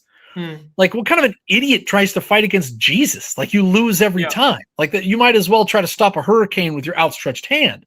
You can't do it. But Michael, that's who Lucifer had it in for. Satan really wanted to kill Adam. He really hated Adam or Michael or whatever. Well, interesting, because in Abraham chapter 3, the book of Abraham chapter 3, Joseph reveals just that. And Joseph didn't even say what it was. Joseph reveals Abraham chapter 3, verses 20 through 23-ish. And it tells the story of God is choosing who's going to go down and be part of creation. Michael says, I'll do it. Lucifer says, I'll do it. He chooses Michael. Lucifer gets angry and then falls away. Now, for a long time, even believers in the book of Abraham, like myself, misinterpreted that to think he was talking about Jesus versus Satan or something like that. And then all these apocryphal texts come out that give more detail, and you go, oh my gosh, Joseph, we've had the story wrong. Joseph revealed this other story that now appears in these Gnostic texts that we've been misinterpreting. So I know it's a little bit of a far afield there, but there are things in the book of Abraham that when you look at them, and I try to document these in some of my books, they make a pretty compelling case that you're like, shoot, how did Joseph get that right, though? Maybe he got this wrong. Maybe this thing feels like it's wrong, but this other thing sure seems like he guessed that right. And boy, that's kind of a bullseye. How the heck do you explain that? You know what I mean? So that's kind of that's the world that we live in as Latter-day Saints. The Book of Mormon has things that you think, I don't know if that seems right. But it has other things that you go, oh, but that's an impossible guess that Joseph got right. So there's a look into the mind of a Latter-day Saint. No, I understand where you're coming from, but I mean, the question then becomes over, let's say, the availability as to what Joseph had at his time. If he had access to these texts on some level, I don't know, because even with the situation with Muhammad, I mean, Muhammad had access to all these Gnostic texts. He might have had access to things that we don't even know about anymore. He might have had, I mean, Muhammad, we hardly know back then, but he was 1,000 years closer. So heaven knows what That's what I'm saying. That's what I'm saying. So the reasonable explanation could just be that he had access to Gnostic texts. And that, I'm not saying this is, again, I'm just hypothesizing here. With you, okay? You're right. No, that's a great point. It's possible he was just pulling from texts that he had, and he was putting a narrative together. This would be a sort of a counter argument to that. Okay. Sure. Now, that would remove the amazement aspect of it. Yes. It truly was amazing. Like it would be one thing if, as you said, there's no access to any of these things, and then he's just, because the interesting thing, and the reason I'm bringing this up is because, interestingly enough, okay, this isn't a shot at you or anything, but it's not, I promise. That's but okay. even more, like, even Muslims make kind of a similar argument. They'll say Muhammad knew this, and there's no way he could have known this. Okay, they kind of make a similar argument in relation to certain stuff that he says. Okay, and they'll hone in on one specific thing, to the detriment of the, let's say, the 95 other things that Muhammad gets incorrect, and say, well, because this seems to be correct over here, this means that he must be, who he claimed to be. As you said, there has to be like a sufficient amount of evidence, right? Positive evidence to indicate, okay, can I actually believe in this on let's say reasonable grounds, okay? Or is there arguments that I could quite easily conceive that would demonstrate, okay, this isn't as amazing as some people are making it out to be. I think when it comes to, let me use the analogy of Muhammad for a moment. There's one specific thing in the book of, or sorry, I about to say the book of Abraham, in the Quran, in relation to Muhammad, that if he had gotten it correct, it would have been amazing. And it has to do with it has to do with specific Gnostic traditions that he's incorporating into the text. Rob actually made this argument. I know I mentioned him the last time. I think you said you didn't know him. But there's an apologist. His name is Rob Sentinel Apologetics. And he made a really good argument. He said that if, so for example, just so people know, because it's a kind of convoluted point to make. It's a little bit difficult to make, but I'll try and make it to the best of my ability. The word Ur, right? Like we have the term Ur of the Chaldeans, okay? The narrative of the fire is a consequence of the fact that the term itself was mistranslated from what it originally meant, okay? So you have a narrative that stems from the fact that you have a mistranslation of a term, okay, where it was mistranslated as fire by Jerome. And then these traditions end up coming out of that. Some of them do. But the argument that Rob was making is that if Muhammad had corrected that and actually given the correct translation that it's this, and we know that it's this, even though there's no way he could have known that at his time, that would have been a demonstration of something truly prophetic. And we could then say, it's amazing that he knew that, because there's no way, when everyone pretty much, as far as the Gnostic traditions and groups at his time were concerned, that was the correct way of translating the term because Jerome had translated it that way. So this is what I'm saying. It's kind of stuff like that, that if you can produce stuff like that, that's a demonstration of something that's truly kind of, well, I would say supernatural. It's like, how does he do that? Or how? But every time, it's interesting because every time Muhammad has an opportunity to do something like that, he ends up going along with the error and the tradition that's incorrect, that stems from something that was done falsely, which is part of the reason why, based on evidence, if you really are honest with what the Quran says, it's hard to sit there and justify it being from God when stuff like that is going on within the text that's so clearly wrong. You have other stuff as well, like in chapter 10, verse 90, when it talks about the drowning of Pharaoh. At the time, like the thing is, as far as the Pharaoh of the time of Moses is concerned, and the other thing that's interesting about the Quran is the Quran claims to be an in-depth recall of these events. Okay, it claims to be a detailed recall of these historical narratives, yet it can't even tell you who the name of the Pharaoh was. Who was the specific Pharaoh at the time of Moses? It just says Pharaoh, right? It can't tell you the name of the Pharaoh. And then it says that the Pharaoh drowned, but on a historical basis, you and I think you would believe this as well. According to the biblical traditions, the Pharaoh did not drown, right? Which is what Egyptologists will say. But the Quran claims that he drowned. It makes a historical anachronistic statement. Now, that could have stemmed from a separate Gnostic tradition that he was pulling from, given his engagement with these different Gnostic groups. But again, another thing would have been if he corrects them within the text and says, no, this is what it actually was, in spite of what you guys believe. That would have been an example of something prophetic, because he's correcting something that he shouldn't have been able to correct, given the data that was available to him at his time. And that's a good argument. That's the argument Rob presents. I think that's a good argument. No, I don't think it's a bad argument at all. So all my Bibles, all my scriptures are in the other room. In Luke, who is the governor of, where are my scriptures? I only have Korean and Russian scripture. Hang on, let me get my English scriptures here. But in Luke chapter 2, I think. It talks about the governor of Caesarea, the governor of get out of here. This is my Hill the governor Cumorah. See of this? Syria. Look what I found. Oh my gosh, Adam, look what I found. Oh wow. It's the plates, Adam. I've got the plates right here. Everyone's How wondering can where you they are. doubt? Everyone's wondering where they are. There they are. I got them. I don't understand what more proof you need, Adam. I need to clip this. Jonah found the plates. I It's found just- them. That should be the title of the video. We found the plates. Yeah. But here, I'm so sorry that I'm not prepared for this here, and my family's gonna come crashing through the door in 8 minutes. So in Luke. So I checked. It's the governor of Syria. Yeah, Cyrenius, the governor of Syria. So actually, Luke's wrong. So Cyrenius wasn't the governor of Syria in 0 or 1 or 2 AD, right? He gets it wrong.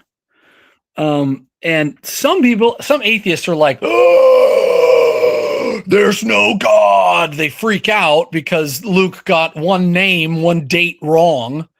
And anybody can Google this. I forget the name of the actual Antiochus. I can't remember his name.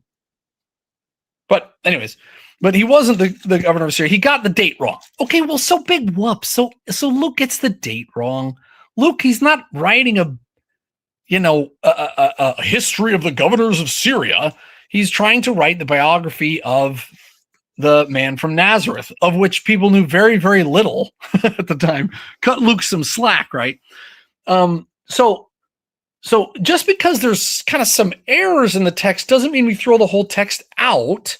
If the writers of the Quran, and I believe that there were multiple writers of the Quran, that if some of the writers of the Quran were trying to make a rah, our team won kind of point with like, and Pharaoh drowned, woo, and everybody get excited about it, and that's not accurate, I think, okay, well, it shows that somebody either writing or editing the Quran was not inspired of God to write that.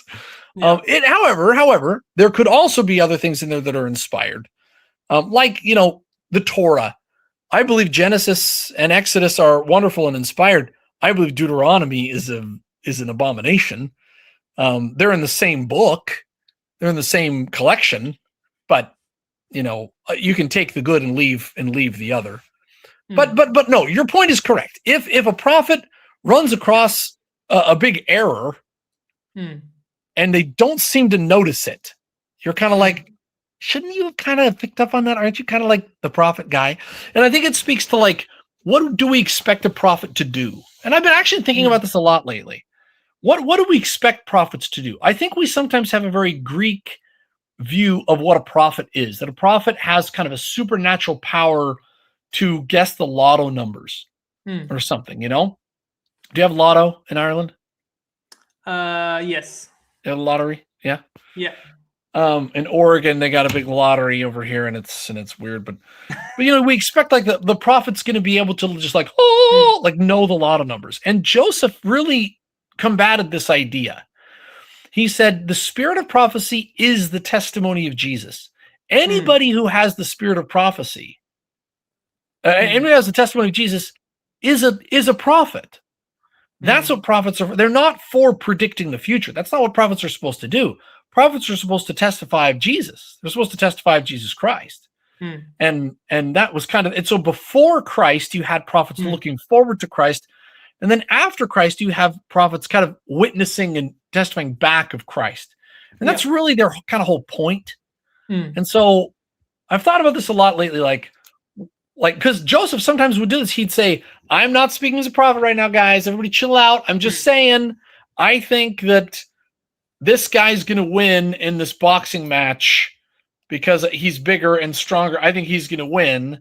And then if he doesn't win, people are like, oh, you're not a prophet. And he's like, oh my gosh, guys, chill out. I was just betting on a fight. Like, can we chill out, please? You know what I mean? Like, so Brigham Young would do this. Joseph Smith would do this. They'd say, I'm not speaking as a prophet right now, guys. I'm just speaking as a man. And then other times they'd say, thus saith the Lord.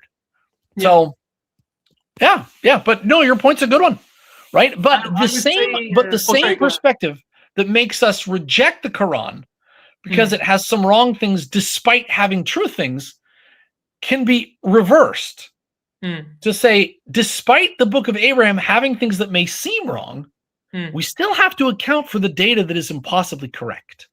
You know what I mean? Well, so what I would say, I quickly checked. I mean, I'd have to look into this, but in terms of Quirinius, right? So he was born in 51 BC, allegedly. Okay, circa means around, so roughly around that. And his death occurs around 21 AD. Now, my understanding of Luke is that Luke takes, at least from his standpoint, the most historical kind of representation he can put together based on the eyewitnesses that he has available to him, right? He's the one kind of, at least from the gospel author's perspective, who presents himself as kind of taking a historian-like approach, at least like a journalist almost. Yeah, like a journalist. So then it becomes, okay, when he's saying that, in what capacity is he saying what he's saying, okay? Because this is something I saw there. It's possible, okay, if you're talking about a decree going out from Caesar Augustus, okay? Again, this because it starts here, right? This is verse 1. All the world should be registered. This was the first registration when Quirinius was governor of Syria, okay? So again, he predates obviously the existence of Jesus, because Jesus was born at circa 4 BC, roughly around there. As I said, his existence, he was born around 50 BC. So it's possible. I mean, I don't know. I mean, I don't have a specific answer, but it's possible he was serving in some capacity at that time, and that this decree is in some sense intertwined with him on some level. Well, and if Luke is wrong, like, who cares? Like, Luke isn't writing about Cyrenius. He's writing about Jesus. I understand that, but what I'm saying is that I'm just saying that from the perspective of, okay, what actually happened if you're talking about, let's say, between 4 BC and 6 AD specifically, the actual exact historical details of what happened, I'm saying it's more than possible that this guy was working in conjunction with Caesar, and there's a decree that's issued in relation to this registration that does happen. So that would be the argument, at least from what I saw online, that people were presenting, because this is something that even has kind of confounded scholarship a little bit as to what exactly Luke is referring to here within this specific historical context. Because the one thing that you and I can't do, sadly, is we can't ask Luke directly, what exactly did you mean by this? Right. That's a different thing, because if you were to ask him, he might say, well, I meant this. This is what I meant by this. This is exactly what I was referring to. Maybe he was talking about, like, because in that year, the actual governor was off at war, and so Cyrenius was the associate governor, and that's what I meant by that, guys. Like, I'm just like, maybe there's something we wouldn't know. But by the same token, a member of the church might say, well, Joseph is using Pharaoh because everybody understands Pharaoh is the king of Egypt. Yeah, but it's different in the context of, if you believe, okay, this is only if, okay, because I know you said you don't, which is obviously that's a different position. But if you were to believe that these are in fact the words of, and I know what you said, they're in English, therefore they can't be the actual words of Abraham. Right. Because the language Abraham would have spoke was, hold on, it's going to come to me in a second. Oh my gosh. Is it Gaelic? Coming to you? Akkadian, right? I think it's Gaelic. Yeah, it could be Gaelic. I'm pretty sure it's Gaelic. Akkadian. Yeah. Don't check it, but I'm pretty sure that's it. So it would have been Akkadian, right? That was, at least that's from scholarship. That's the scholarship kind of standpoint, as the language he most likely would have spoken, given geographically where he was, okay?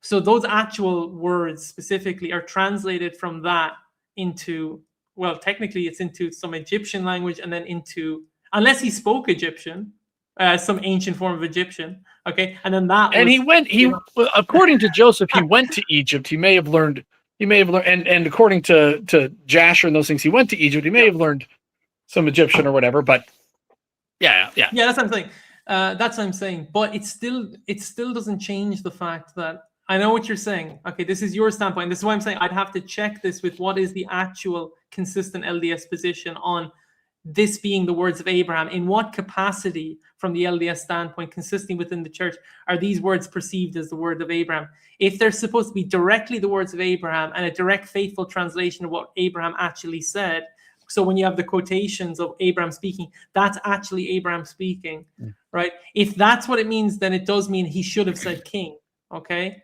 Well, it actually gets worse than that, because he says in the text, I can't find any of my scriptures. He actually says in the text that it is by the hand of Abraham, right? So in Joseph's book of Abraham, at the very beginning, he says this is written in the hand of Abraham. Yeah. Or by the hand of Abraham, right? Let's see if I can find it here. So is he referring to, when he says that, just from your, again, I have to check this, but from your standpoint, is he referring to the actual papyri itself, that what's written on that is written from the hand of Abraham, or is he referring to something else?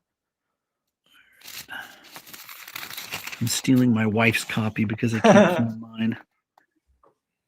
Translation from the, or maybe it was. Yes. Okay. So if you look at the book of Abraham, the very first page says the book of Abraham, translated by Joseph, a translation of some ancient records that have fallen into our hands from the catacombs of Egypt. The writings of Abraham while he was in Egypt, called the book of Abraham, written by his own hand. That written by his own hand. So right? what specifically is being referred to there? So there's some debate on this, right, among scholars, as LDS scholars, as to, does that mean like this papyrus was written by his hand? Because there are other Egyptian documents out there that say this is written by the hand of the king, when we know it wasn't written by the hand of the king, or this was written by the hand of this pharaoh, and you're like, well, that pharaoh had been dead for 500 years, and but it's a quotation from him or whatever. And so some LDS scholars have argued that, and some Latter-day Saints believe this was literally written by the hand of Abraham. I don't believe that. Okay. And some scholars have said, no, guys, this is kind of how they would talk back in the day. They'd kind of say, this was. But Jonah, can I ask you then? I'm just curious, okay? Would you agree with me then, at the very least, okay? I'm just curious, okay? I'm going to try and push the boat out a little bit. If the position of this is written directly by the hand of Abraham is true, then the use of the term Pharaoh would be problematic. So I get your question. I still don't think that's problematic, because it comes down to which word Joseph would choose, right? Which word would help Joseph do what he was trying to do. He could have used the Akkadian word for king. He could have used the Chaldean word for king, but he chose Pharaoh because everybody understands that's what Pharaoh is. Like, he could have said there's an Akkadian word for altar, for angel, for sacrifice. He probably had a different Akkadian name, but he didn't put those on there because they wouldn't have made sense to us. Does that make sense? Like, that's what I mean when I say like a functional translation.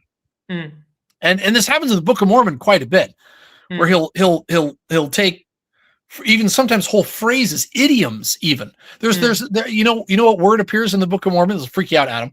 One of the prophets in the Book of Mormon finishes what he's saying, and he says, "I bid you all adieu." French. He says, "I bid you adieu." Right? And people say, were the Nephites speaking French? What the heck's going on? Like, why is there a French word inserted in the middle of this text, right? And we don't know. And is it because Nephi, who said that, was using some other fancy way of saying goodbye, and Joseph looked at it and was like, what the heck do I do with this? He's like, well, what's a fancy way of saying goodbye in King James English? Well, I guess I do, because it serves the same function. Is kind of, that's the apologetic Latter-day Saints would use, is that it's a functional translation, so it's getting across what he wants it to get across. It is not a word for word translation. Okay, I hope that makes sense. No, that makes sense. But then let me ask then. So you're saying that there's a cohort within LDS scholarship and within the LDS church that hold to the view that this is a functional translation. Again, probably a large cohort, but yeah. But then I'm assuming that you also have a cohort that are going to be more kind of fundamental in their understanding of this text and say, no, when this says the hand of Abraham. This is very, very literal, and this is in fact, pretty much a literal word-for-word translation of a faithful word-for-word translation of what this text says, because of the fact that he's receiving this through divine revelation. Okay, there's divine intervention that's allowing this process to take place. Thereby, the hand of God is operating through Joseph, and therefore you have an accurate, faithful representation of what this papyri is saying. Okay, Yeah. I'm assuming there's a cohort of LDS people who also believe that. Now, the only problem is, and I think you would agree with me on this, if that is in fact the true position, then it would be problematic for certain reasons. And I know what you said. Well, because look, at the end of the day, Jonah, like if it is a word-for-word translation, hypothetically, if that position were true, then that would be problematic, because he shouldn't be using the word he shouldn't be using the word Pharaoh. I think there's a lot of words he shouldn't be using, but yes, I do think that's why I subscribe to the functional translation. That's why LDS scholars, decades ago said, guys, I think we're all kind of misunderstanding how this stuff works here. This isn't a direct word for word translation, because there are people who think that it must be, line to line, word for word dictionary type translation. And I think if you hold to that view, yes, it's problematic. You run into problems. Yeah. And then this is what I'm saying. And I think that's a fair argument, I think, if that were to be true. Okay. But then again, that requires, even within itself, that requires more kind of testing and checking. So here goes. So it gets even weirder, right? So at one point in the Book of Mormon, Joseph mentions animals that don't exist, or he mentions animals that don't have a translation. So he'll say, sheep or birds, fish, and then he'll be like, and then he says kurams or kuralams and kumams, and everyone's like, what the heck's a kuram or kumam? Joseph, what are you saying? Like, it's just these animals, nobody knows what he means, and to this day we don't know what he's talking about. And so there's theories out there like, well, were these animals that Joseph didn't know? Were they like animals only indigenous to the Central Asia that he didn't know about? And so he thought, I don't have a word for this. What do I call it? Or are they animals that have since gone extinct that he just threw a name on? And then why those particular names? Why even bring them into English? If you can't translate them, why not just skip them and leave them blank? So there's lots of interesting theories as to, how do you make sense of that? So it's the translation process of the Book of Mormon is not well understood, because we have what witnesses said, but no one ever got a chance to ask Joseph, and then Joseph would go back after the Book of Abraham. He would go back to other Egyptian documents and try to translate them and fail. Like, he wouldn't get one single syllable, right? He couldn't, and he would fail spectacularly. He wouldn't like come up with a weird translation. No, like he wouldn't come up with any translation because he couldn't do it. And he realized that he's like, oh, I don't have the gift when it comes to this paper, this book. I have the gift when it comes to this one over here. And so, by the end of his life, Joseph tried to study Greek and Hebrew a little bit. He wanted to study Greek and Hebrew, and he did. By the end of his life, he knew a little bit of Greek and Hebrew, but he was never a great linguist. And so his claims to translation were never like we would think of an academic scholarly claim, like I understand Greek so well I can translate this thing. When he retranslated the Bible, he rendered his translation of the Bible. It's not actually a translation at all. It's a targum is what it is.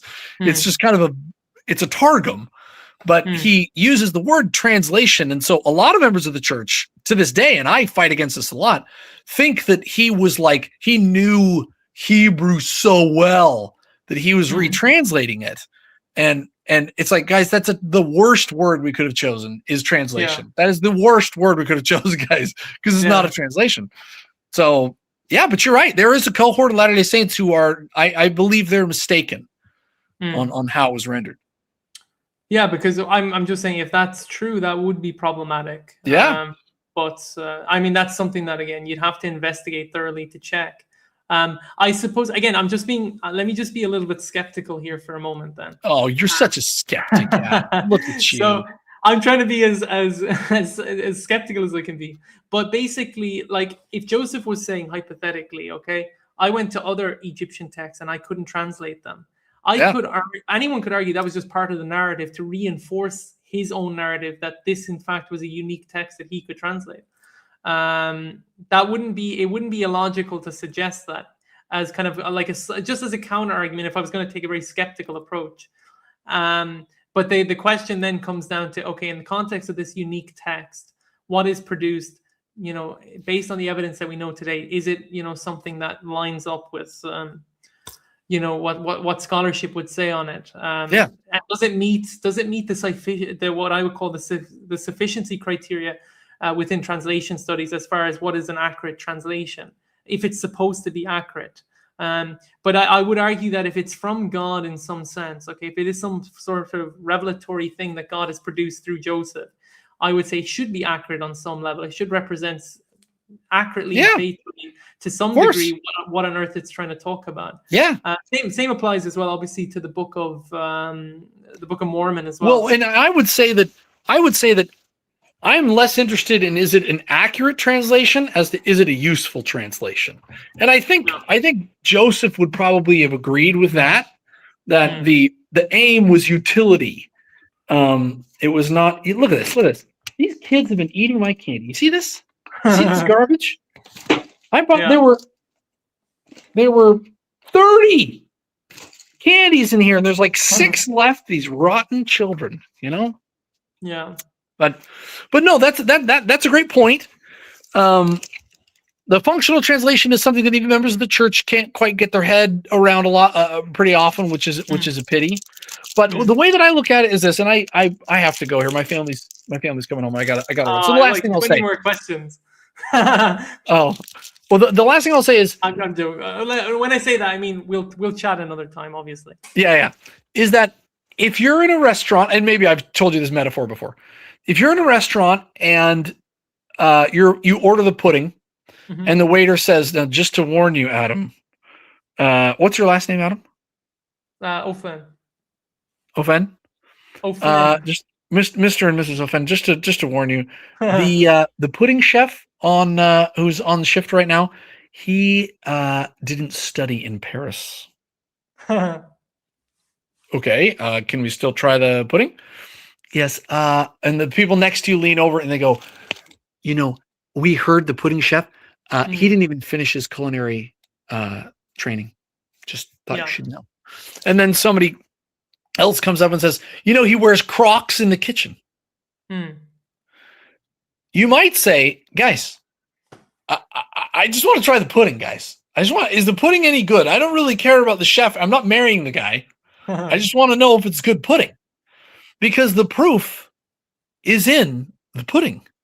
And so when it comes to things like the Book of Abraham and the Book of Mormon, the reason why Latter-day Saints are one of the fastest growing Christian denominations in all of history is because we don't try to argue for the pudding chef. Instead, we say, just try the pudding. Just try it. Read the text and see how it tastes. And see what it does for you. And if it increases your faith in Christ, if it makes you want to be a better person, if it makes you love your fellow man and realize your eternal worth and draw you closer to God, well, then who cares if the guy wears Crocs or not? Joseph very famously never said, you should believe in these texts because I'm just so awesome. He never, ever, ever, ever did that. He said, read the texts. He actually had a Parley P. Pratt, who helped convert my family in England back 100 million years ago to the church. He famously taught Joseph about the Book of Mormon. He'd say, hey, did you see this prophecy right here? Did you notice this? This is it. And Joseph would go, no, I never noticed that. And Parley Pratt's like, yeah, dummy, this is about, how did you miss this? Because Joseph, was not an expert on the Book of Mormon. Joseph, if you look at his speeches and his sermons, they're all Bible. Very rarely does he quote the Book of Mormon, actually, which is kind of strange. But so that's my message is try the pudding. The pudding's great. You know, look, they'll tune in to Christian Warner, donate some money. The guy's trying to, he's stumping about Jesus Christ and his gospel. Okay. Who cares if he's Irish? Who cares if he roots for the Rangers? Okay. Maybe he roots for the Rangers. All right. We can forgive him. We can forgive him. But anyways, the gospel is true. Jesus is our Lord. Isn't it wonderful, Adam? Isn't it wonderful? Yeah, I gotta go, brother. I love you, and I love that daughter of yours. What was her name again? Naraya. Nuriah? Yeah. Nuriah is a beautiful name. Yeah. What does it mean? It means light of God. Oh, is it Uriah? No, Neraya. Neriah. Yeah. Well, very cool. It's Hebraic. It means light of God or the lamp of God. Lamp of God. That's beautiful. Yeah. Well, you go get some sleep while you can, or go take care of that little girl. Okay, Adam? Yeah. Okay, I love talking to you, brother. Please come on another time because I have like 20 more questions. Okay, we'll do it, man. We'll do it. All right. Okay, God bless, Shoot me an Adam. email, yeah. All the best.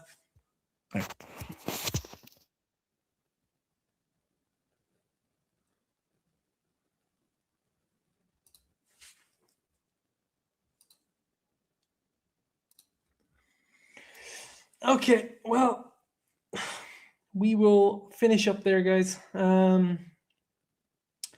I hope that was beneficial, that you guys got some utility from that. And yeah, we're going to continue next week with the stream.